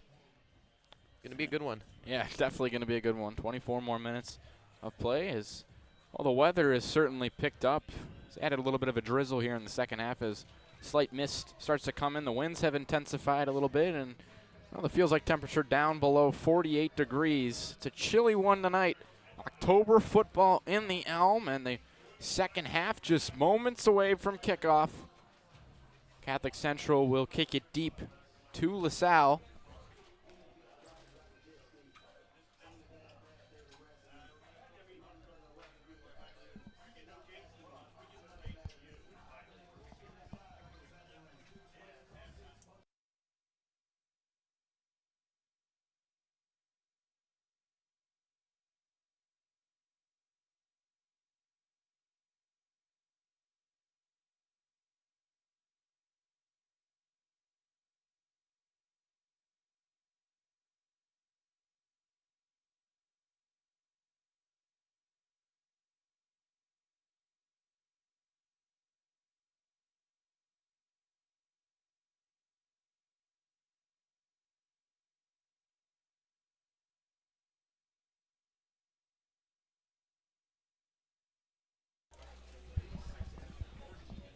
Yeah, obviously look for special teams to be a huge part of the second half.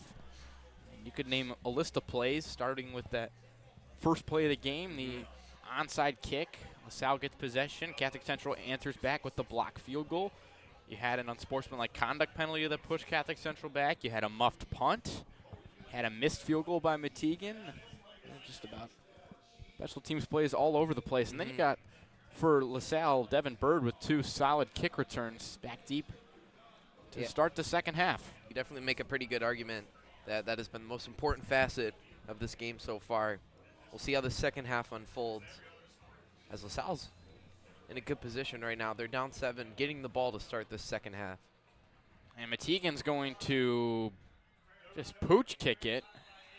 Schroer doubles as a kicker and a wide receiver, and he's on the hands team as well. He downs this one at the 38-yard line as Coach Desante tries to get tricky. Yeah, that one was a little too deep to have any real chance of recovering it.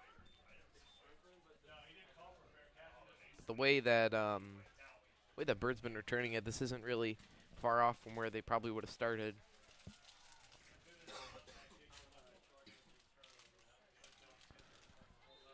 So play selection in the first half for LaSalle. They went the pass 17 times, and they ran it 13 times. McLaughlin having success through the air. Gives to Kreidler on first down. Kreidler pushing forward up to the 45-yard line. Good run for Kreidler on first down. And we saw him start in that first drive. He had a few really good runs to start and then kind of stalled out after that. Looks like he's come out with similar energy at the beginning of this drive. We'll see if he's going to be able to sustain it for a little longer than he did at the beginning of the game. McLaughlin in the gun, giving to Kreidler on second down, and he is chased down by Krieger. Cam Lloyd assists to make the tackle, and he stopped a yard shy of the first down. Yeah, nice job by Krieger to slow him down in the backfield, and the rest of that front seven comes there to finish off the tackle. 3rd and 1. I think you got to be looking Welter's way here, especially if the Shamrocks continue to play that soft zone. Could be open for an easy hitch here.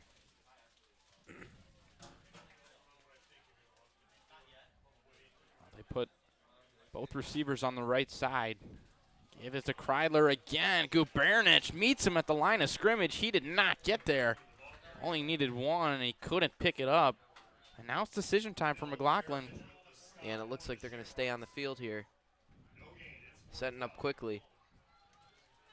DeAndre Green playing press coverage on Welter. That's Root in the slot on Schroer. Go ahead.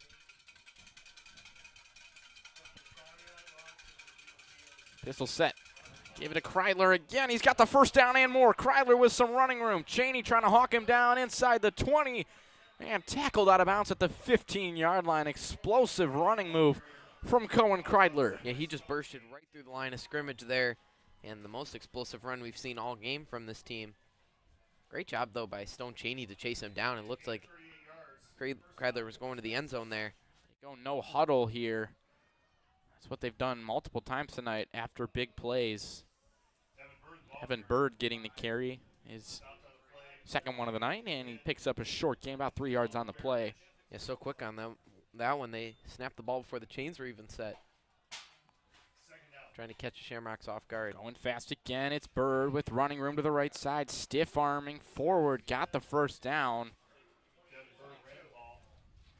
Look at LaSalle coming out of the break and establishing the run. I'll mark him just a foot shy of the first down. Kreidler stays on the sideline for 3rd and inches. Lone back is Bird. They give it to him once again up the middle, and he's got the first down.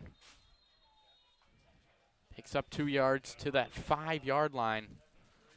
I'll bring up goal to go for the Lancers.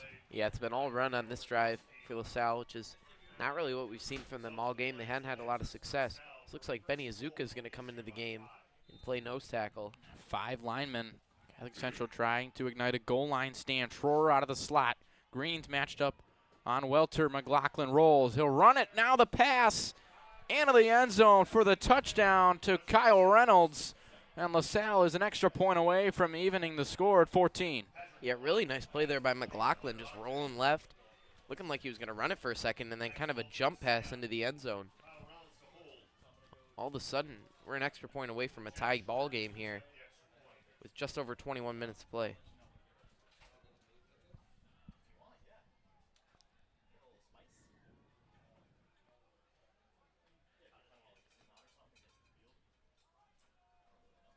Correction on the touchdown, Hunter Ogden making the catch, the starting tight end. And the PAT is up and good. Schroer makes this a tie ball game. Hunter Ogden once again on the touchdown catch. 5-yard touchdown as you get a look at the replay. Yeah, looked like he was going to take off with it. Just found his tight end in the back of the end zone uncovered. 14-14 here at the Elm. You see the umbrellas have come out. The rain has started to fall at the Elm for a 2nd consecutive week. Night and day from that Boys Bowl game. Oh, absolutely. Literally. LaSalle's drive goes 62 yards on 8 plays. In just under 3 minutes, they're able to run the ball down the field. 7 runs, 1 pass on that drive. Obviously set up by that Kreidler run, which went for 40 yards. Shamrocks now are facing a LaSalle team that has 14 unanswered points. We'll see how the offense responds here. What a turnaround for Coach McLaughlin. Starts with that 2-minute drill, and then you get the double down with the second half kickoff. See what Catholic Central has in store for the second half. Schroer's kick is Pooch kick short. High bounce, and Almeida had a finger on it. He's able to corral it at the 10, but less than ideal field position to start for the Shamrocks as the multifaceted Lancers special teams comes up with another big play to pin the Shamrocks deep. Yeah, and especially for a team that relies a lot on the run, this is, I mean, 86 yards is a lot to get to the goal line. Wouldn't be surprised if they take a shot on first or second down, maybe just try to give the team a little more room to operate. No receivers. 8:58 to play in the third. No receivers on this first play. Pyden will line up under center. Moore, Krieger directly behind him. And then Lloyd is the back. Give is to Cam Lloyd, and running room as Deor Brumfield brings him down at the line of scrimmage. I think LaSalle's really started to figure it out. Especially on the offensive side. But there, I mean, it's a defense that allowed a lot of running. But I think holding Shamrocks to under 5 yards per carry should be seen as a win at this point. The way they've been running the ball in their last few games. Pitch to Lloyd out wide and unable to seal the gap. That's Camden Wilborn. Impressive play to come off the edge. Grab Lloyd. You don't see a lot of 280-pounders move the way Wilborn did on that one. Just able to chase down Lloyd and tackle him in the open field pretty much. I mean, Lloyd had a pretty open lane to that first down marker. Great play there by Wilborn. So for the Shamrocks, they face a 3rd and 9 deep in their own territory. Pyden will be in the gun. Same two backs. Williams and Fairchild line up out wide. Pyden takes the snap, looks. Pressure comes, dump off to Rogowski on the screen, lost the football, and in. The Lancers pounce on it instantly. See if they call this a completion, and they do. Rogowski never saw the hit coming from behind. It's a crucial turnover deep in their own territory, and the Lancers will take over. What a hit. Yeah, let's take a look at the replay there. I think Rogowski got a couple steps before that ball was punched out. It was definitely moving before he got to the ground. Fergus Kreider, number 99, able to punch the ball out from behind. They've tried that play multiple times, and it's been successful in the past, getting Rogowski open on the screen game. Now all of a sudden, LaSalle has a chance to score. They were down 14-0 with 2 minutes left in the second quarter. Completely flipped the game script around. Kreidler, once again, stumbling. Aiden Quinn, the hard hit at the end of the play to drag Kreidler to the ground, and a loss of 2. Really struggled to find his footing tonight. They go quick. McLaughlin fakes the give. Pressure coming from Cheney. Delivers a bomb, and it's caught in the end zone. Brady O'Connor for the go-ahead touchdown. McLaughlin with his 3rd of the night. Yeah, really nice job there. McLaughlin just sits in the pocket, waits, and he's hit really hard off the edge, but able to deliver a perfect ball there to O'Connor. Extra point away from a 21-14 game. How about the Lancers? In just 7 minutes of this game, they have completely turned the tide. Just totally flipped the momentum and the energy on the sidelines. I mean, before the Shamrocks looked a lot more energetic, and it was the LaSalle sideline that looked a little quieter, but now LaSalle has all the momentum. They're amped up, and I'll take credit for the Catholic Central passing touchdowns tonight, as Catholic Central entering this game hadn't given up a passing touchdown since the 4th quarter of that DeWitt game. It was over 4 hours of game time on their home field without allowing a passing touchdown, and they've allowed 3 tonight. In a 7-minute span as well. McLaughlin's been impressive. Yeah, all credit to McLaughlin. He has looked excellent tonight. 68% completion, 118 yards. Sorry, 70% completion, 118 yards.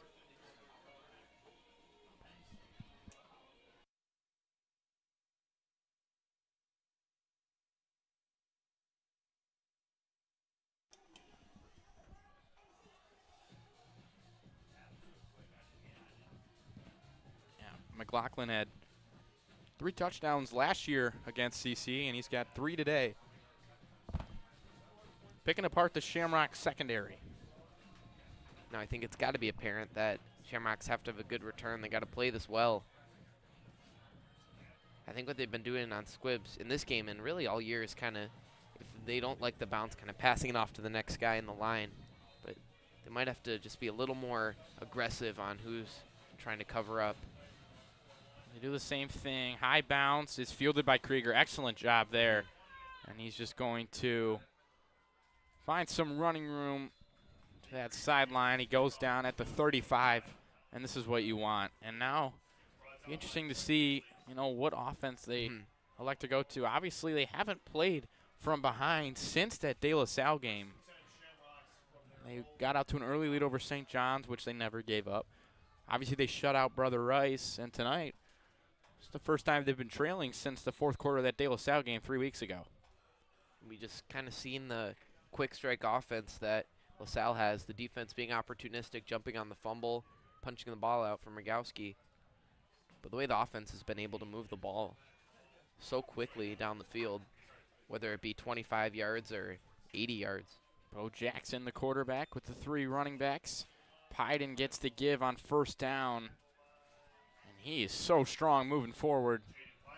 Gets a nice block from Wierzbicki and picks up about 6 on first down. And I think he's the guy that you're going to have to rely on a little bit more.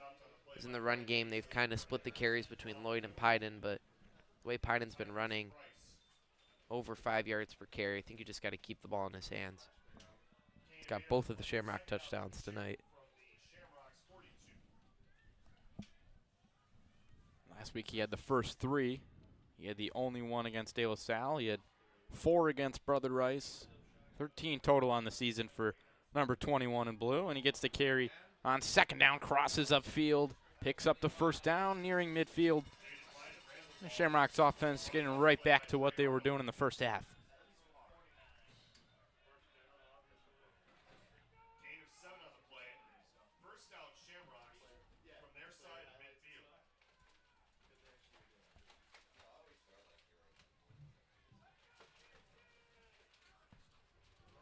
132 rushing yards tonight for the Shamrocks. Give to Pyden again, and this time he is swallowed up by that front 4. 1 yard on the play. One of the few times that Pyden's kind of been contained right at the line. I think if you're the Shamrocks, you got to push the ball downfield at one point. The way these defenders are just jumping right into the box. I mean, all 5 are within 10 yards of the line of scrimmage. Or, sorry, all 11 are within 10 yards of the line of scrimmage. Oh, this time it's a fake, and they got him, but Pyden was snuffed out. Somehow he leaked away, but Dior Brumfield, called his name a few times all league last year, makes a stop and a tackle for loss. Back to the initial line to gain, and now it's an obvious passing down as LaSalle has really snuffed out the run. Yeah, not a bad block there from Mazuka. Just great job there from Brumfield to peel off of it right in time and just grab Pyden before he even has a chance to try to evade the tackle.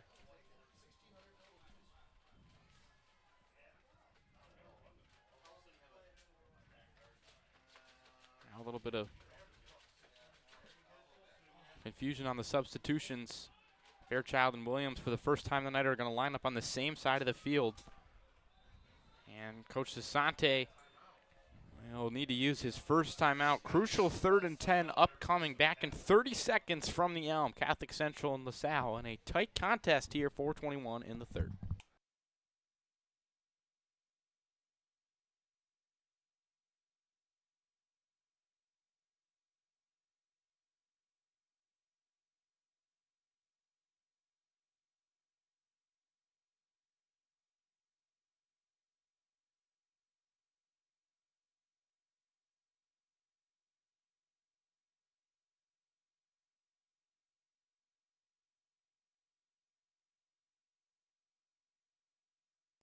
Before we come back for the 3rd down and 9 play for the Shamrocks, I want to give a shout out to the Oldendick family watching all the way from South Carolina, and also Mr. Mahalik, the world's greatest theology teacher, for his support of Shamrock Media. 4:21 in the 3rd.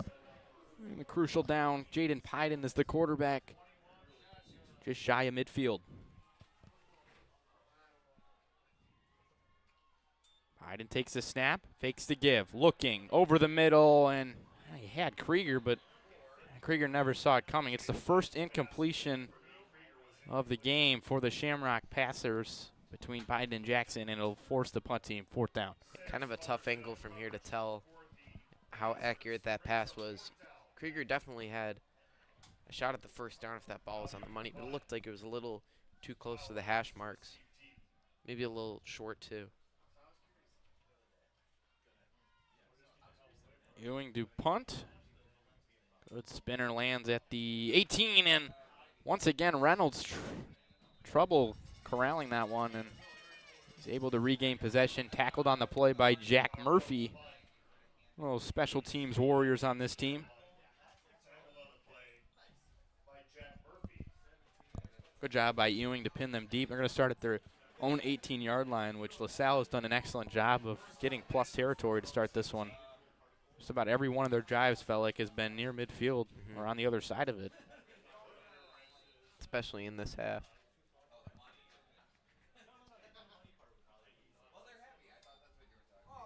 Give on first down is to Bird. Bird finds his hole. Good job by that front 5 for the Lancers. Setting some nice blocks there. And as a kick returner, you expect a guy like Bird to be fast, but he's been pretty physical back as well. Broken a couple tackles just by lowering his shoulder. 5'10", 205. And helmet goes flying as Cheney.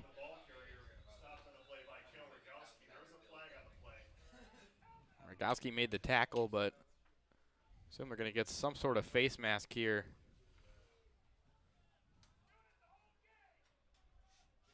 Illegal hands to the face.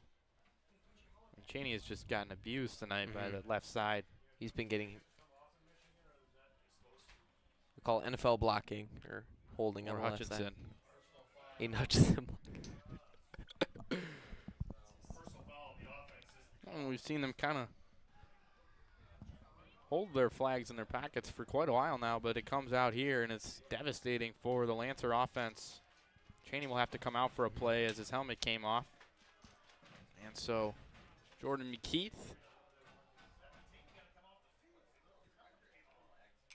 I think the ref sent Cheney off, and Coach Asante sent Cheney back on.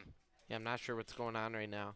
Not sure. I know the rule is if the helmet comes off, the player has to come off the field, but I'm not sure if that applies when it's ripped off by the other team, because that just seems like it could be exploited pretty easily.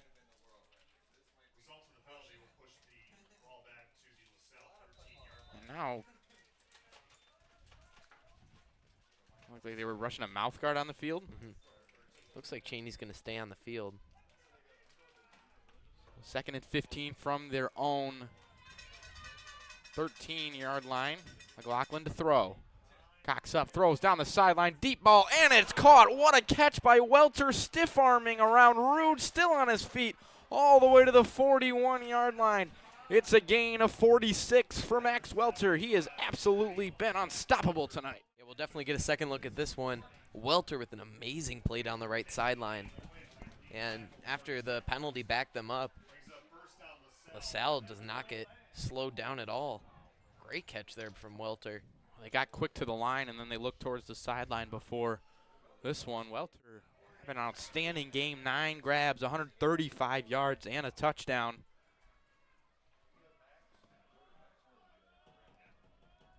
Welter takes this, McLaughlin takes the snap and gives to Kreidler. Kreidler with a second effort forward. All of a sudden, Catholic Central's defense really struggling to find their footing. La Salle has just owned this third quarter from the start to the finish. 2 minutes and 27 seconds left in the third. The rain continues to pour on from the sky. From the 35-yard line. We saw La Salle get quick to the huddle, and now being patient. Give is to, no, keeper for McLaughlin. He's got running room up the sideline, makes a man miss. McLaughlin all the way to the house. A 35-yard scamper for Patrick McLaughlin, number 4 on the night for LaSalle's quarterback. In the last quarter of game time, last 12 minutes, McLaughlin has just taken over this game. 4 touchdowns, 3 on the air, 1 on the ground. It's a Pat McLaughlin show right now.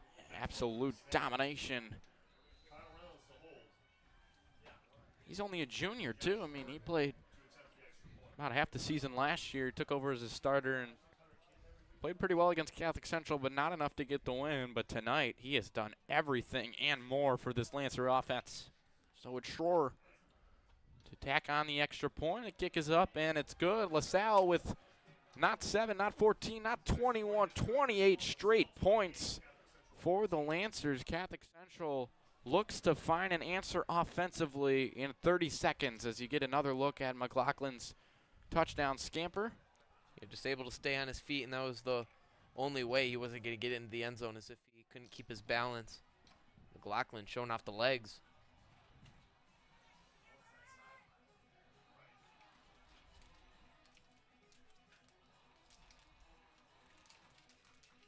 At what point do you abandon the run if you're Catholic Central? I don't think you're ever going to really abandon the run.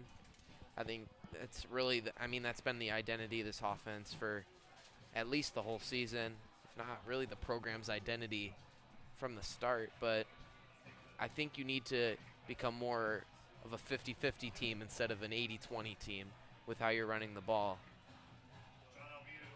And Tonight it's been 81-19.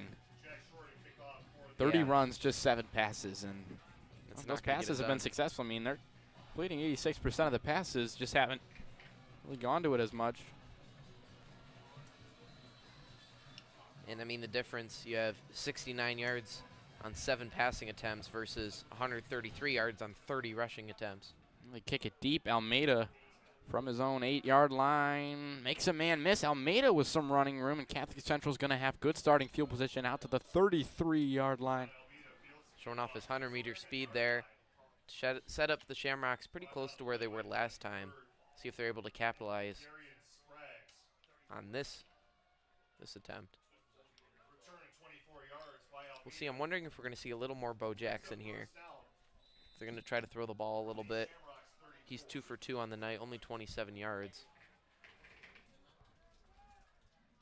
He started 15 games over his 1.5-year tenure as the starter. Looks like they're going to stay in that 2-receiver set. Williams spread out to the left, Fairchild all the way on the right. I think I'm fine running it on first down to kind of feel this defense out. Williams comes in motion. Same side as Fairchild, now Pyden. In the gun, takes the snap and gives to Lloyd. Lloyd with running room up his own sideline and more. Lloyd with some grass ahead, cuts back upfield, and finally brought down by Kreider at the 41. What a run for Cameron Lloyd. Yeah, there's some really good blocking on the right side on that play. The tight end staying there, holding the edge rusher, but it was Matt Williams who set that play up with a great block on this right side. As we take another look, just able to set the edge and give Cam Lloyd some space for his best run of the night. 121 and counting. Pyden will give it to Krieger. Krieger shifting around a defender and picking up about 2 or 3 on the play. But I think the most successful when they've been running the ball tonight is when they've kind of switched how they've been running the ball. Pyden's obviously been successful going right between the tackles, but you can't do that every play. You have to mix Lloyd in there, give Krieger some carries.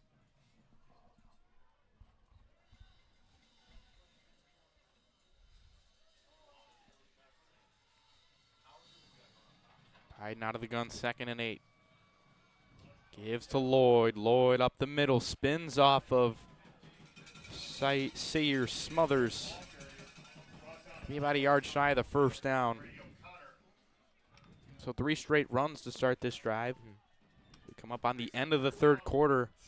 Unfamiliar territory at home, as the last time Catholic Central was facing a deficit was against De La Salle in the Boys Bowl 2 years ago, or last year. It's been a while. Yeah, been a while. 4 games at home this year, This time it's Krieger, straight up the gut, punishing the defense, brought down by Brumfield, but he's got the first down. Keeps the chains moving, and that should end the third quarter. Mason Perry a little bit slow to get up at the end of that one. He was battling injuries last week. He's going to come out. He's limping off the field, so Swarthout will enter the game as the center. When we come back for the final quarter, how about Cincinnati La Salle putting up a 21 spot in the third quarter, and they shut out the Shamrock offense. A lot of good from McLaughlin tonight as we have 12 more minutes of action-packed football coming right your way. You're listening to the Shamrock Media Network.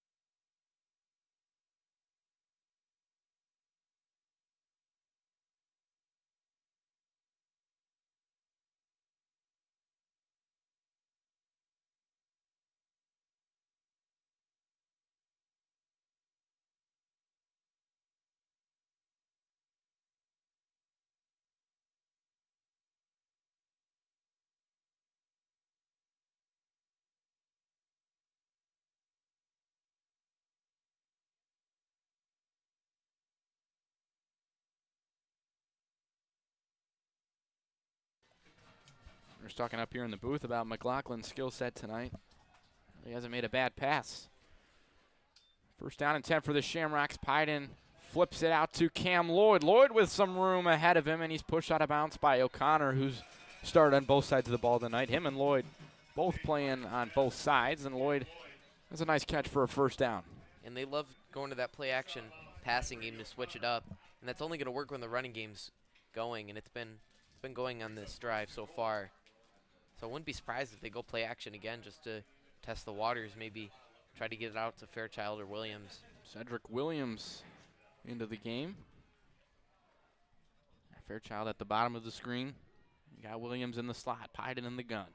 Two backs for Pyden. He gives to Cedric Williams. Williams bouncing off a tackle. And tackled on the play by Cyree Smothers.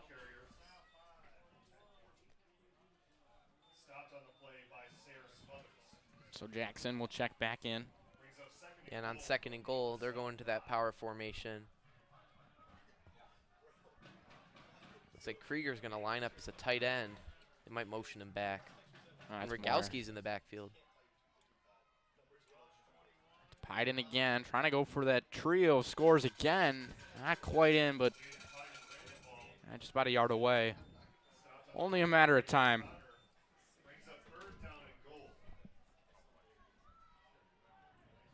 Third and 3 feet.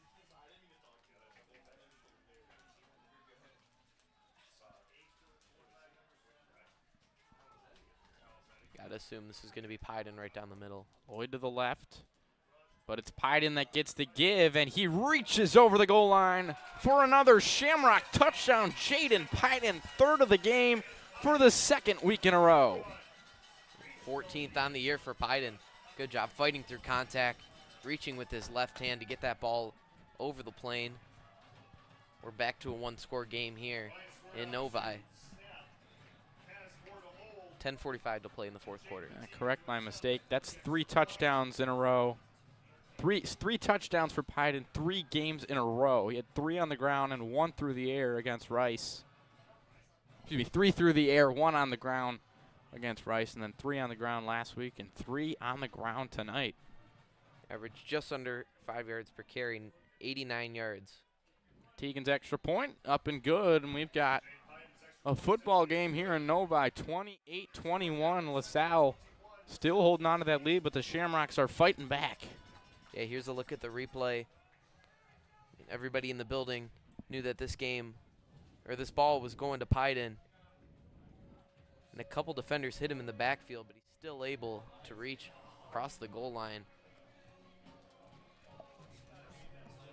I think this is a really crucial possession for a Shamrock defense that hasn't been able to stop McLaughlin at all in the second half. I think if they're able to get a stop, kind of keep this momentum going, get the ball back in the offense's hands and let them try to tie this game. Yeah, certainly, and we mentioned before the game that La Salle really needs to be smart when leading. They can't abandon the pass just because they're leading, because they have such a great quarterback. You can't be afraid to pass it. I know they're probably going to run the ball more now, but man, McLaughlin has just looked untouchable tonight by the Shamrock defense. They've gotten a lot of pressure on him, but they have not been able to bring him down in the backfield. And this is a defense that gets a lot of sacks between Rogowski and Cheney off the edge, Gubernic and Rutherford right up the middle, blitzing linebackers. I mean, this isn't a team you see sackless through 3 quarters. Not at all. Cheney's tried. Tried just about every method possible. 10:45 to play in the final quarter. Catholic Central needing a turnover or a stop to try and flip the possession here. Flip the momentum.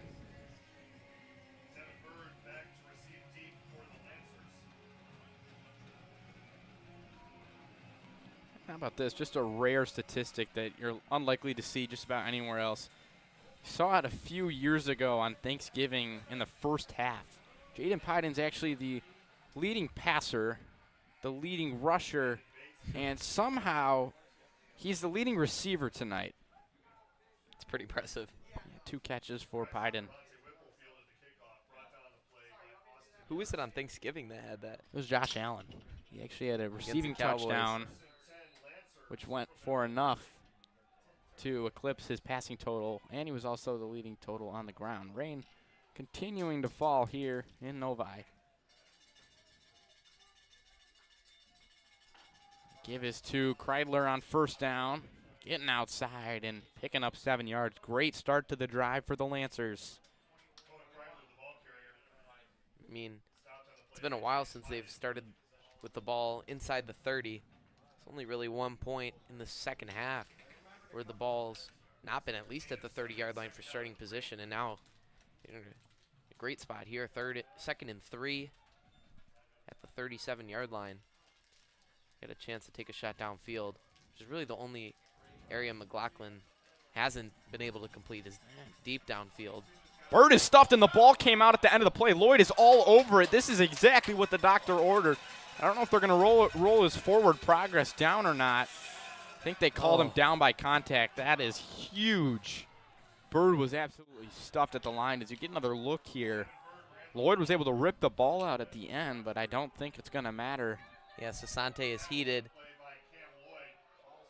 He's still moving forward. Yeah, that is not a good play. Looks like the ref's going to call timeout. Maybe they're reconsidering it, but doesn't rolling look down like by contact.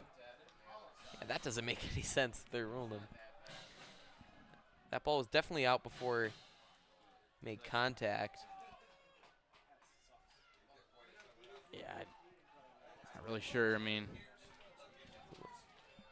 but anyways, 3rd down and 3. So here's a look. That ball came looks out. The Maybe refs missed forward one here. progress. Just don't know. The refs missed one there. 3rd and Shamrocks 3. now got to try to contain here on 3rd and 3. Force a turnover on downs. Fakes the give, throwing short, and he's got O'Connor for the first down, just barely enough. But after the second effort, it's about a 12-yard gain for Brady O'Connor. It's a big momentum shift right there. The Shamrocks had been, obviously went down, scored the touchdown. Looked like they forced a turnover there, but looks like this LaSalle drive's going to keep going. Close to midfield here.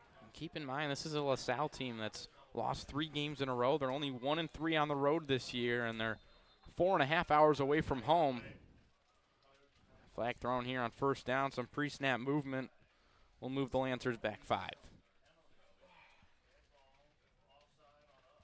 And offsides on the offense. Dead ball, offsides. Ball back 5 yards for the offense. It'll be 1st and 15 from the Lancer 39.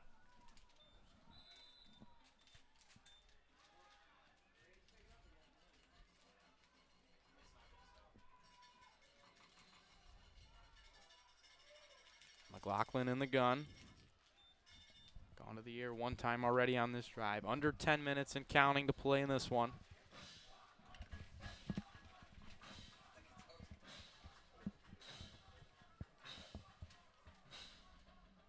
Give to Kreidler on the counter.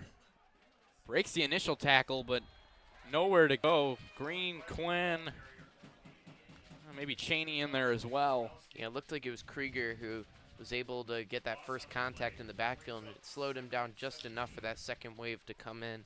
Great job by Quinn and Ewing to finish the tackle off.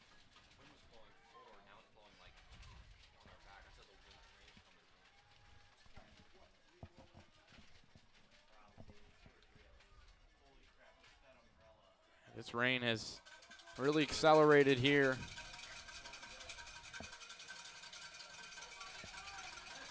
Fakes a give, McLaughlin looking pass, batted down at the line of scrimmage. Once again, it's Danilo Gubernic getting a finger on it and knocking it down and forcing a 3rd and long, exactly what Catholic Central needs on this drive. And what a return he's had in this game. A couple tackles for loss, a couple pressures on the quarterback, and there the pass breakup. And I always feel that's one of the most effective plays you can do on defense. It's just get a hand on it as a defensive lineman. Every time you get the ball in the air, it just gives a chance for a turnover, or at the very least disrupts the play.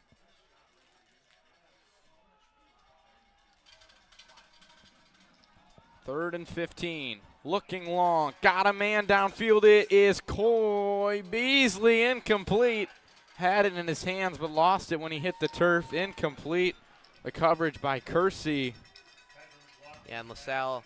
Everyone in the stands held their breath on that one. Yeah, and La Salle looks like they wanted a pass interference, but I think Kersey got his head around just in time. Take another look here.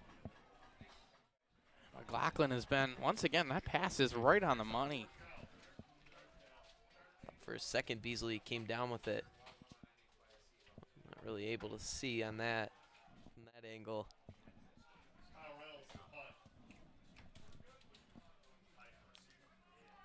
Reynolds to punt, Pyden to return. They send the unit forward, almost got a hand on it to block it. Pyden makes the fair catch at the 38-yard line.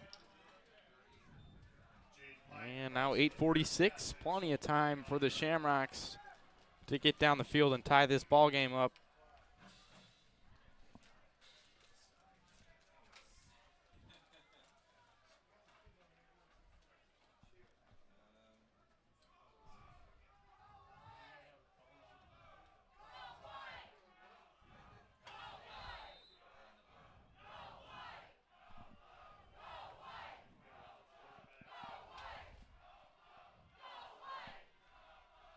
Pyden in the gun on first down for the Shamrocks. Fakes the give. Pyden up the middle on the keeper to the 45 or so. Oh, nice block in there from Worsbicki once again. Swarthout's in there full time as a center. Mason Perry watches on from the sideline. Limped off the field at the end of the 3rd quarter. And so far here, it's been a pretty good job by the Shamrocks to kind of settle down, stop the bleeding from that 3rd quarter, and they had a chance to tie the game on this possession. Cam Lloyd gets the give, and he is met instantly at the line by Camden Wilborn. His second big play of the night, chasing down Cam Lloyd both times, setting up a 3rd down. Twin tight ends check into the game. Fairchild to the bench. It looks like, as of right now, Williams is the only receiver out there. I feel like you'd keep Fairchild in the game here on 3rd and medium, 3rd and long. And those two has really been the extent of the receiving room. When you had those top 4 in there, kind of could rotate guys around, but that has not been the case. Surprised we haven't seen any Kitchen on the offensive side, though. We saw him a good amount in the Boys Bowl game, made a nice 30-yard grab. Haven't seen him really on this side of the ball at all in the last 2 games. Pyden motions Williams, but will keep on 3rd down, and he's not going to get there. He's up a solid game, but he's 2 yards short. It's decision time for Coach Sasante here. I'd be shocked if they send the punt team out here. I think you got to capitalize on your defense getting that stop on that last possession. I think you got to like where your defense is at after finally getting the stop, but might not get the ball in better position than where you are right now, especially only down by 1 score. and with a guy like Jaden Pyden at quarterback. 4th down and 2. From just outside midfield, they got to cross it to get the first down. Pyden running left side's got the first down. Huge run on 4th down. They convert. Tackle on the play by Tyrese Price.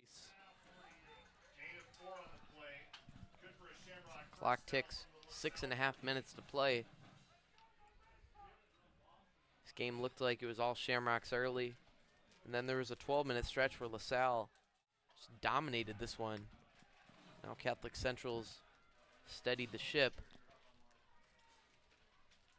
Pyden for a 3rd straight time running right side, and he is met hard hit on the play by Ronald Kimball.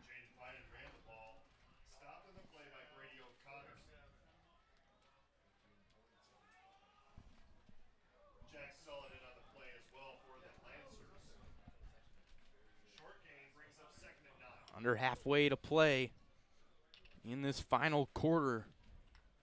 Catholic Central kind of being nifty with this clock. Yeah, and I think this is a good point to try to throw the ball. Maybe not necessarily push it downfield, but one of those screen passes or something. I think they're kind of sniffing out the Pyden runs. Clock management, an underrated part of high school football. Fake the jet sweep. Pyden running room left side. Cuts back.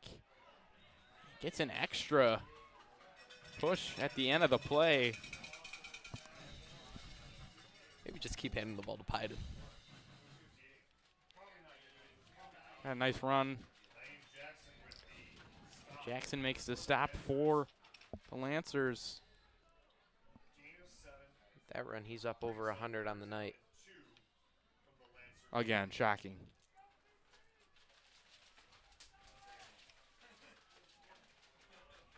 .206 yards. That actually puts the Shamrocks over 200 yards on the ground. Pyden once again patiently waits, finds his hole, got the first down just barely. Picks it up by about a half yard. Keeps the chains moving, keeps the clock running. For anybody playing at home, playing some high school fantasy football, Pyden is at 39 fantasy points for this game. God. How long did it take you to calculate that one? Last couple plays. Why don't you go do McLaughlin's now too? Yeah, he's got a lot of points. Or are you playing 4-point pass touchdown or 6-point pass touchdown? It wasn't affect Pyden. I'd say probably 4. 12, 8, 20. First down and 10 for the Shamrocks. Pyden alone. 30.2. In the backfield, fakes the give to Williams. Pyden up the middle, finds his gap. He's got the 4.6 speed to the pylon, just short. That's the second time they've got him out of bounds inside the 2. And that's Pyden for a 41-yard run, extending his total up over 150 yards tonight. Here's the replay. Nice job. That play was kind of designed toward the right. He cuts all the way back to the left side. Great job gaining those extra yards, and it looked like it was pretty close to breaking the plane there. A nice little stiff arm on Beasley at the end of the run, and it's got the Shamrocks in a premier position with 4 minutes to tie this game up.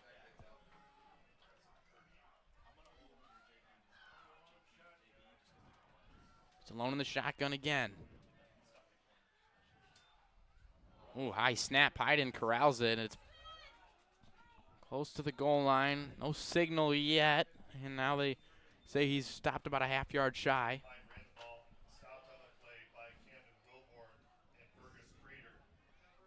We saw Mason Perry get banged up earlier. It's been Swarth out in the game since the end of that third quarter.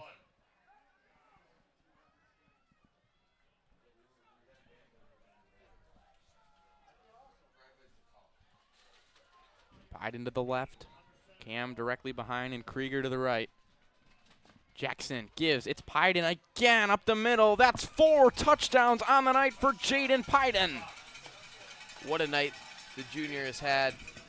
Doing it on the ground, throwing it through the air when he needs to, even catching a couple passes. Absolutely invaluable to this team, Jaden Pyden. And he's had some really good games this year. This one might be near the top of the list. 155 yards and 4 touchdowns on the ground. Absolutely impeccable streak of 11 touchdowns in the last 3 games for Jaden Pyden. Might have to retire 21.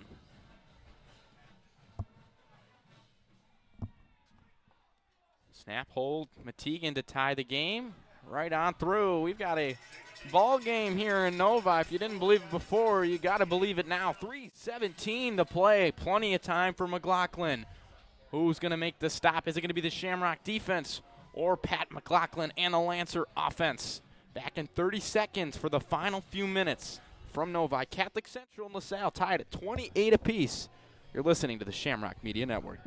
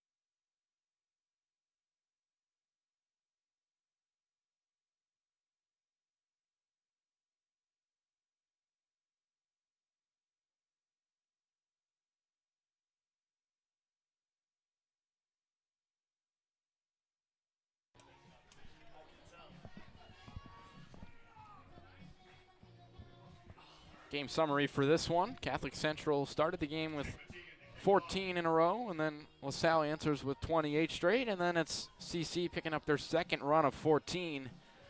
And that puts us at our score of 28-28. Late in this fourth quarter, Jaden Pyden, all 4 touchdowns for Catholic Central. Pat McLaughlin with 4 touchdowns for La Salle, and a nice friendly bounce into the end zone for a touchback. Take a look at Pat McLaughlin's numbers tonight. He is 15 for 23, 197 passing yards, 3 passing touchdowns, and he adds 42 more on the ground and a touchdown. Been a great quarterback duel, and we kind of talked about the identities of both these teams' offense, and that's been pretty evident with how the quarterbacks have played. McLaughlin, almost 200 yards and 3 touchdowns through the air, and Pyden 155 yards and 3 touchdowns on the ground. 4 touchdowns on the ground, excuse me. That last drive could prove to be the drive of the game, 61 yards on 10 plays, covering almost 6 minutes of time. And the all-popular Max Welter makes his first catch of the drive. Up to 10 catches on the day, 141 yards for Welter. On 10 targets as well. He's been sure-handed, especially with that one-handed grab down the right sideline.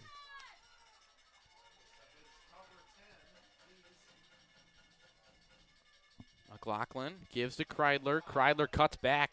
No running room. Great stop by the defense. It's led there by Cheney and Quinn combined for the stop.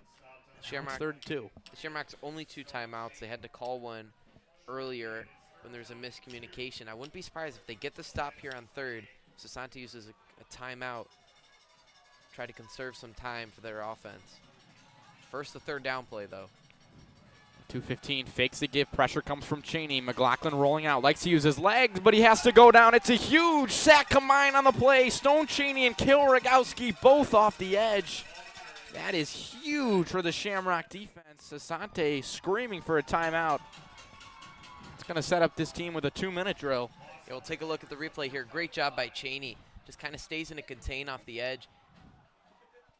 There's nobody open. I mean, he could try and flip it to Kreidler in the middle, but It well covered. Wasn't a guaranteed completion there. Good job by the linebacker to run with him. Wasn't able to see who it was, but picking up that coverage is the reason that it was not a first down. And now 2:06 to go. Catholic Central 1 timeout left. And Pyden at around midfield to return this punt. It looks like We're going to put 2 back there. They don't looks like need Rude's this going also over the back head. there. I don't know, it's late in the game, but can never rule out the possibility of a fake. Only 5 yards to gain. Try and draw them off sides. Yeah, and I wouldn't be totally against it either, given that La Salle has 3 timeouts. So even if it doesn't work out, you're giving Catholic Central a good field position, but you got the assets to maybe answer any points.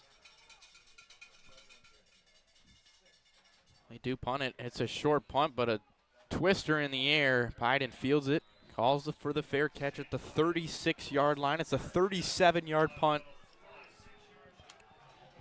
2 minutes exactly. Exactly 2 minutes. Couldn't have drawn it up any better than this.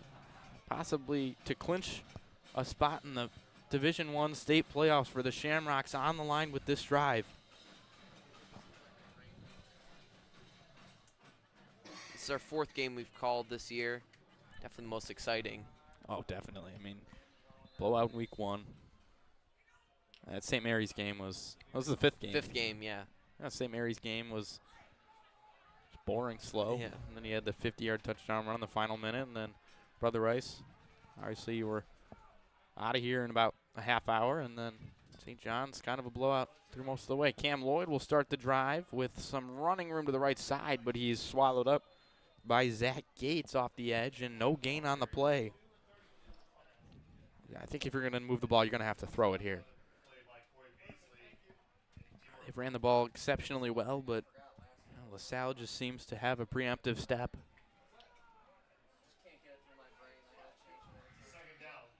Catholic Central running the clock heavy here. Taking almost that full 40 seconds off the clock. 1:25 to play. Biden takes, gives to Krieger, and just being too patient. They've sent 7 or 8 guys both times. There's just no running room, and now Coach McLaughlin's going to call a timeout. Yeah, you got to put the ball in the air. I mean, 2 minutes left. It's a 2-minute drill. That's throwing the ball down the field, keeping it near the sidelines, especially with only 1 timeout. I don't really understand the approach of running it 2 times in a row. Both teams being really conservative in this final few minutes, not wanting to set the other team up with too good a field position. I mean, I understand the approach from Catholic Central. Only 1 timeout. You throw the ball and you turn it over, and they've got no way of stopping the clock, and it just gives La Salle the last chance at scoring. I think you should still push the ball downfield on this play. Even if you don't get it, or even if it's incomplete, La Salle's got 2 timeouts. You're able to punt, kind of pin them deep. I think you need to try to push the ball, get this field goal here. Never really like when a quarterback's playing, or when a team is playing for the tie, especially with the time. There was definitely enough time when they got the ball. Both teams appear to be content with playing in overtime. There's really just been no urgency for these 2 teams' last drives. Wouldn't necessarily mind an overtime game either, the way that went last year. That'd be a fun way to send these seniors off. Biden in the gun on 3rd and 8 from his own 36. Takes the snap, keeps, looks, rolls left side.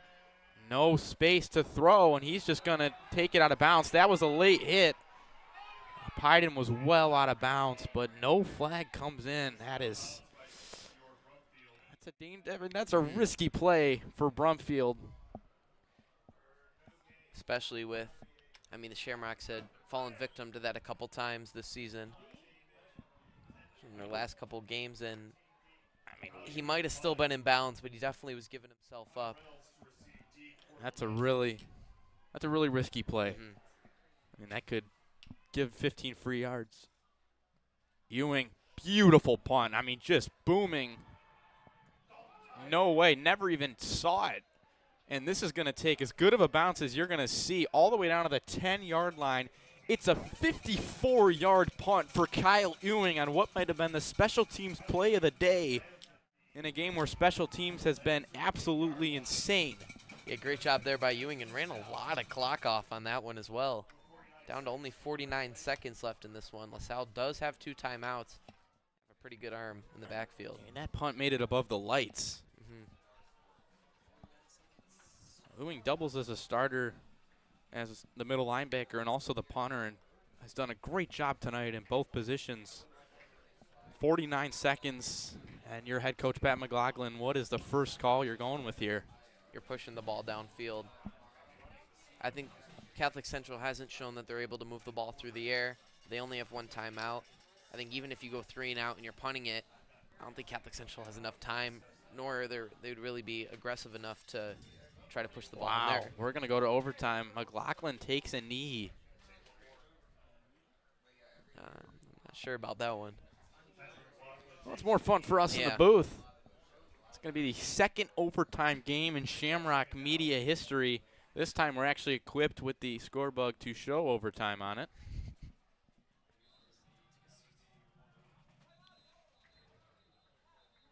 And I think Coach Sasante maybe called a timeout. I think he did that to try to force the Lancers to run a play with how far back they are. I don't think they can knee the ball again. I think he could line up under center and take a knee instead of being in the shotgun. But still, it's 1.5 yards, it looks like. It's pretty risky. You could go with the Giants, Mike Glenn and tush push. The QB sneak on 3rd and 9 Jake from your own Fromm. two. Jake Fromm. 3rd down QB sneak. Well, similar to the DeWitt game, I want to thank all of you for joining us from whether you're in Cincinnati, Ohio, cheering on the Lancers who have played an excellent game, or cheering on the home team and the Shamrocks who have battled back from down 14.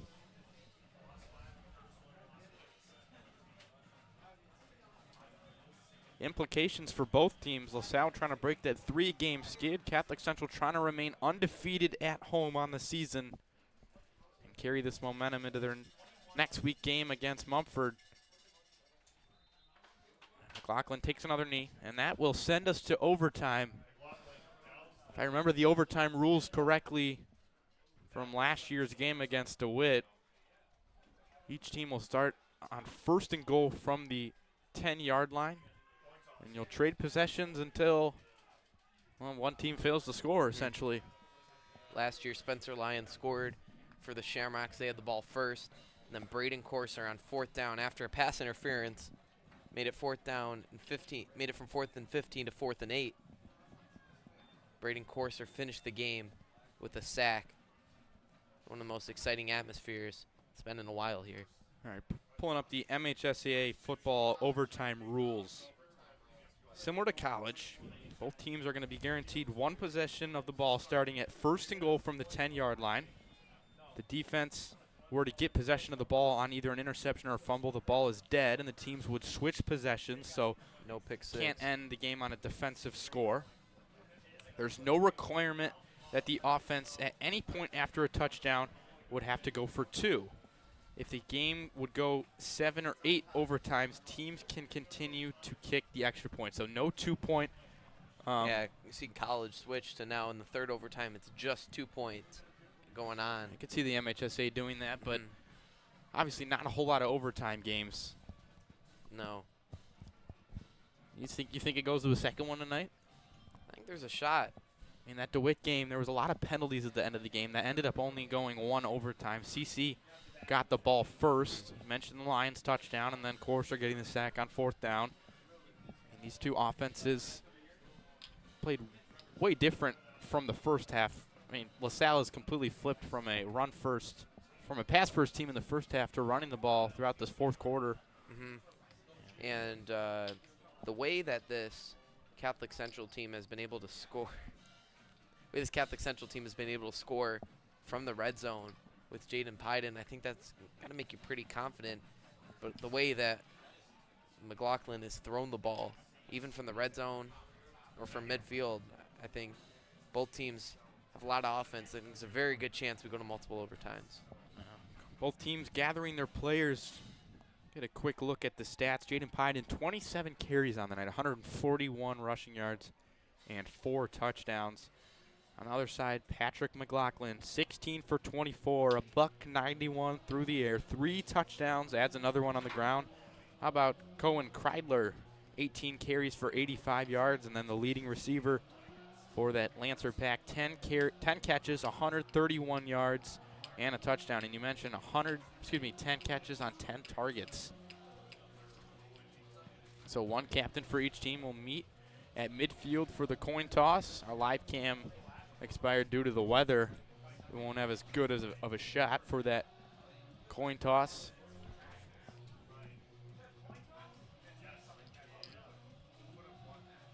Now, who will it be among the 6 captains for the Shamrocks? Looks like it's going to be Cheney, Rogowski. I say send Owen Brown out there in the wheelchair. Haven't seen him. Haven't seen I him don't know since where he went. kickoff. Maybe found a little bit more comfortable place than sitting in the rain. Does look like it's going to be Rogowski, Cheney, Kitchen, and Lloyd for the Shamrocks. Last time we tried to do this, they told Corser that he was the only one to go out. So I'm really confused. 'Cause it looks like it's only going to be McLaughlin for La Salle. And deservedly so. He's put on a show tonight. Elsewhere in the Catholic League, De La Salle defeats St. John's Jesuit by a score of 35-3. And Orchard Lake St. Mary's beats Brother Rice 41-7. So Central Catholic pending their result against St. Francis as they win 62-0 to set a program record in points over Toledo St. Francis, shutting them out 62-0. And they will claim the CHSL Central Division crown. It's a lot of points. Lancers win the coin toss.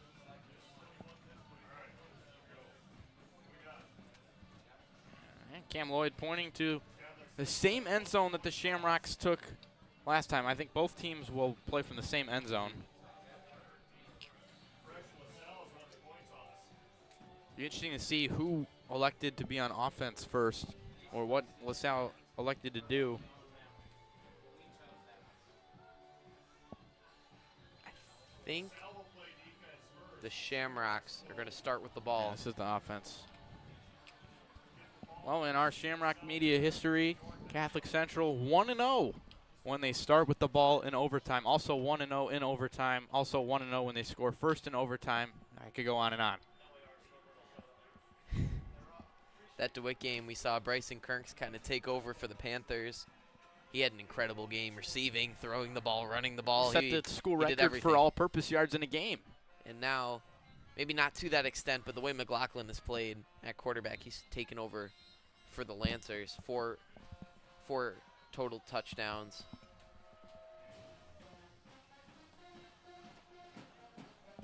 And McLaughlin has just been a simple exception. The Shamrocks only surrendering 8 points per game this year at home. La Salle's got 28. They haven't surrendered a passing touchdown all season. McLaughlin's got 3. He's also the leader in completion percentage and yardage at home against the Shamrocks. Bo Jackson starts overtime under center. Give is to Pyden, finding a hole on first down up to the 5-yard line as this crowd has been rejuvenated. Student section looks bigger than it did around halftime. That's not saying a lot. Team asking fans to rally around them. They elect to go on the far side of the field. Jackson under center, gives to Pyden. He's going to get the ball a second straight time up the middle. Pushing forward, very close, didn't get in. It's about as close as you can get. That was a touchdown-saving tackle. I think it was Brumfield, maybe O'Connor. Looks like he'll be about a foot away here on third down. And he's injured. Maybe not. I think they motioned for the training staff. Maybe not, but it's 3rd and 1 from about a foot away. I mean, as close as you can get without being in the end zone. Wilborn's had a game tonight. Been a game wrecker on defense. Pyden, 1, 2, 3, 4, 5 touchdowns. Jaden Pyden again. Just what a night for the junior. 165 yards and 5 touchdowns on the ground. That scoring drive, 3 plays, 10 yards, and there's no time on the clock. Jaden Pyden with his 5th touchdown of the night, setting a new career high, breaking his previous record of 4 just 2 weeks ago and 3 last week. It's got to be pretty close to the school record. I'm not sure. Tegan's extra point, up and through. Catholic Central puts the pressure on the La Salle offense.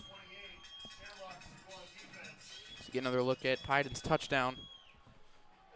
I mean, obviously, you want to score here, but after you score the touchdown, it's kind of a big deal what you do after. Do they go for the tie or do they go for the win? This has been an ongoing debate in the NFL. We saw Ron Rivera elect to go for one after getting that touchdown against the Eagles a few weeks ago. Commanders ended up losing that football game. I think. I mean, it's a chip shot field goal, so if you don't get it in the second overtime to start, you're basically surrendering the game. I think my school of thought on that is if you're the away team, you go for two, try to take the win. So like the Commanders probably should have gone to try to take the win, especially if you're an underdog like they were against the Eagles. In this game, I think Catholic Central made the right decision. You take the 1 point, and you don't let the other team win on an extra point. McLaughlin to throw. Fade ball up into the end zone, incomplete. Try to throw over the back shoulder for his favorite target tonight, Welter. DeAndre Green, sizably disadvantaged as Welter stands 6'5", 215. Green only 5'8". That's a 9-inch difference. Green holding his own. If I'm not mistaken, that's Welter's first target that he hasn't reeled in. That's correct. 11th target on the night, 10 receptions. I mean, what a game for him. Lancers probably going to dial it right back up for Welter. McLaughlin in the gun. Two receivers, one on each side. Going to go right to it. Welter's being held from behind. Green cannot stay with him. Flags from every corner of the field fly in. Obvious jersey tug from the behind. And I think it would make sense for the Shamrocks to maybe shade a safety out there. You know where the ball's going at this point. They're kind of leaving Green all by himself against a guy who's got 5 inches of height on him. Try 9 inches of height. There was a penalty last year in that overtime game, and I don't think it's an automatic first down. It's just a half-distance penalty. That's what it was last year. On 4th and 15, the Shamrocks were called for pass interference, and the Panthers got it at the 7.5-yard line. Obviously helps to shorten the games.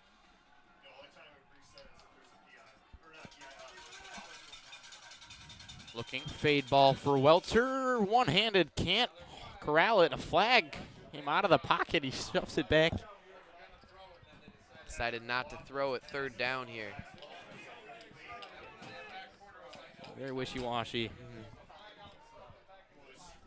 I don't think I've ever seen a referee pull the flag out and kind of decide mid. Oh, Green is being bullied right now by McLaughlin and Welter. They are just targeting him play after play. Yeah, I think you gotta send a safety over there. You can't leave a guy out there all by himself. 3rd and 5 from the 5. Welter going his way again, and it is incomplete, but another flag comes in. I mean,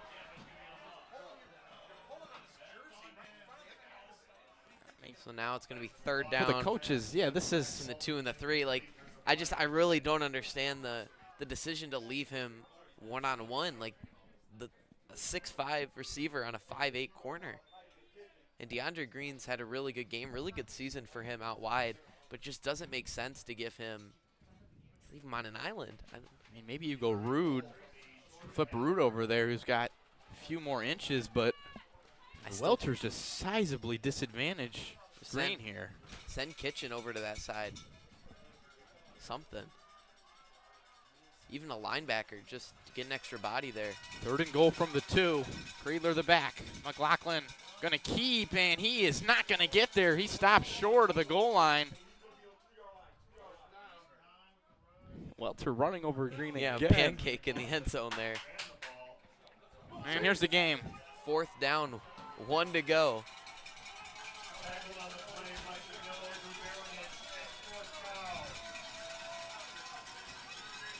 See if Coach McLaughlin decides to call a timeout. It's like they're going to go. I think you got 2 options here. You throw to Welter, or you keep it. McLaughlin had some success with his legs in the early going. Kraler's also an option. I think he should just try to roll out to that left side. Rolls out to the right instead. Throws. Intercepted by Aiden Quinn. Ball game over. Another game-winning play in overtime. This time, it's Aiden Quinn and the Shamrocks. Mosh pit on the field. What a win for Catholic Central. And what a game here. The Shamrocks out 14-0. Looked like they were going to have an easy win. And all of a sudden, the La Salle Lancers, 28 in a row, and the Shamrocks respond with 21 unanswered to win this game. Here's a replay from that 4th down play. And Jaden Pyden plays the hero to get the 7 points on the board, and then it's Aiden Quinn once again. He had a costly penalty early in the game, makes up for it by sealing the game with an interception in the end zone, and Catholic Central preserves that undefeated record at home. What a game. Want to thank all of you fans for joining us and tuning in for a classic game between Detroit Catholic Central and La Salle. Catholic Central gets the victory 35-28. Lucas, before we sign off here, I want to talk a little bit about what Catholic Central did, how they bared down in the last play of the game. Talk about their physicality tonight and what they did to win this game. Yeah, I mean, we saw 3 or 4 welter targets just in that overtime period as well. And the Lancers trying to surprise them. They're going to that right side. Great job by the Shamrocks. Great job by Aiden Quinn just reading McLaughlin's eyes the entire way. And really his only blemish on his stat line will be that interception there. Yeah, and you know, he really, I mean, maybe that was La Salle's way of trying to set up that final play of the game, going welter, and then they try to feed the tight end, but it works to no avail as Catholic Central likely clinches the playoffs with their 6th win. They moved to 3-1 against Ohio teams on the season. Jaden Pyden cements his name, one of the greatest games we've ever seen from a single player in CC history. 165 yards on the ground, 56 through the air, and 27 as a receiver. Catholic Central gets the job done. They move to 6-2 on the season. They win at 35-28 over La Salle. And once again, want to thank all of you, whether you're joining us from Ohio, what a great game displayed by McLaughlin and the Lancers, or whether you're cheering for Catholic Central on a night where the school rallied around Jack Swamba and the football team. The Shamrocks get it done, and they win at 35-28. Signing off from the booth, I'm Josh Rothert. I'm Lucas Drake. Hayden Saka over on stream, Tyler Stewart, and Sam upstairs on the cam. Francis Toma was on statistics. Drew Sholak was on the field cam. And Miss Teed, our lovely coordinator, want to thank you for joining us. The Shamrock Media team will see you next week for Catholic Central versus Detroit Mumford, the final game of the season before playoffs hit. Want to thank everyone for joining us. Be safe and have a good night. You listen to the Shamrock Media Network.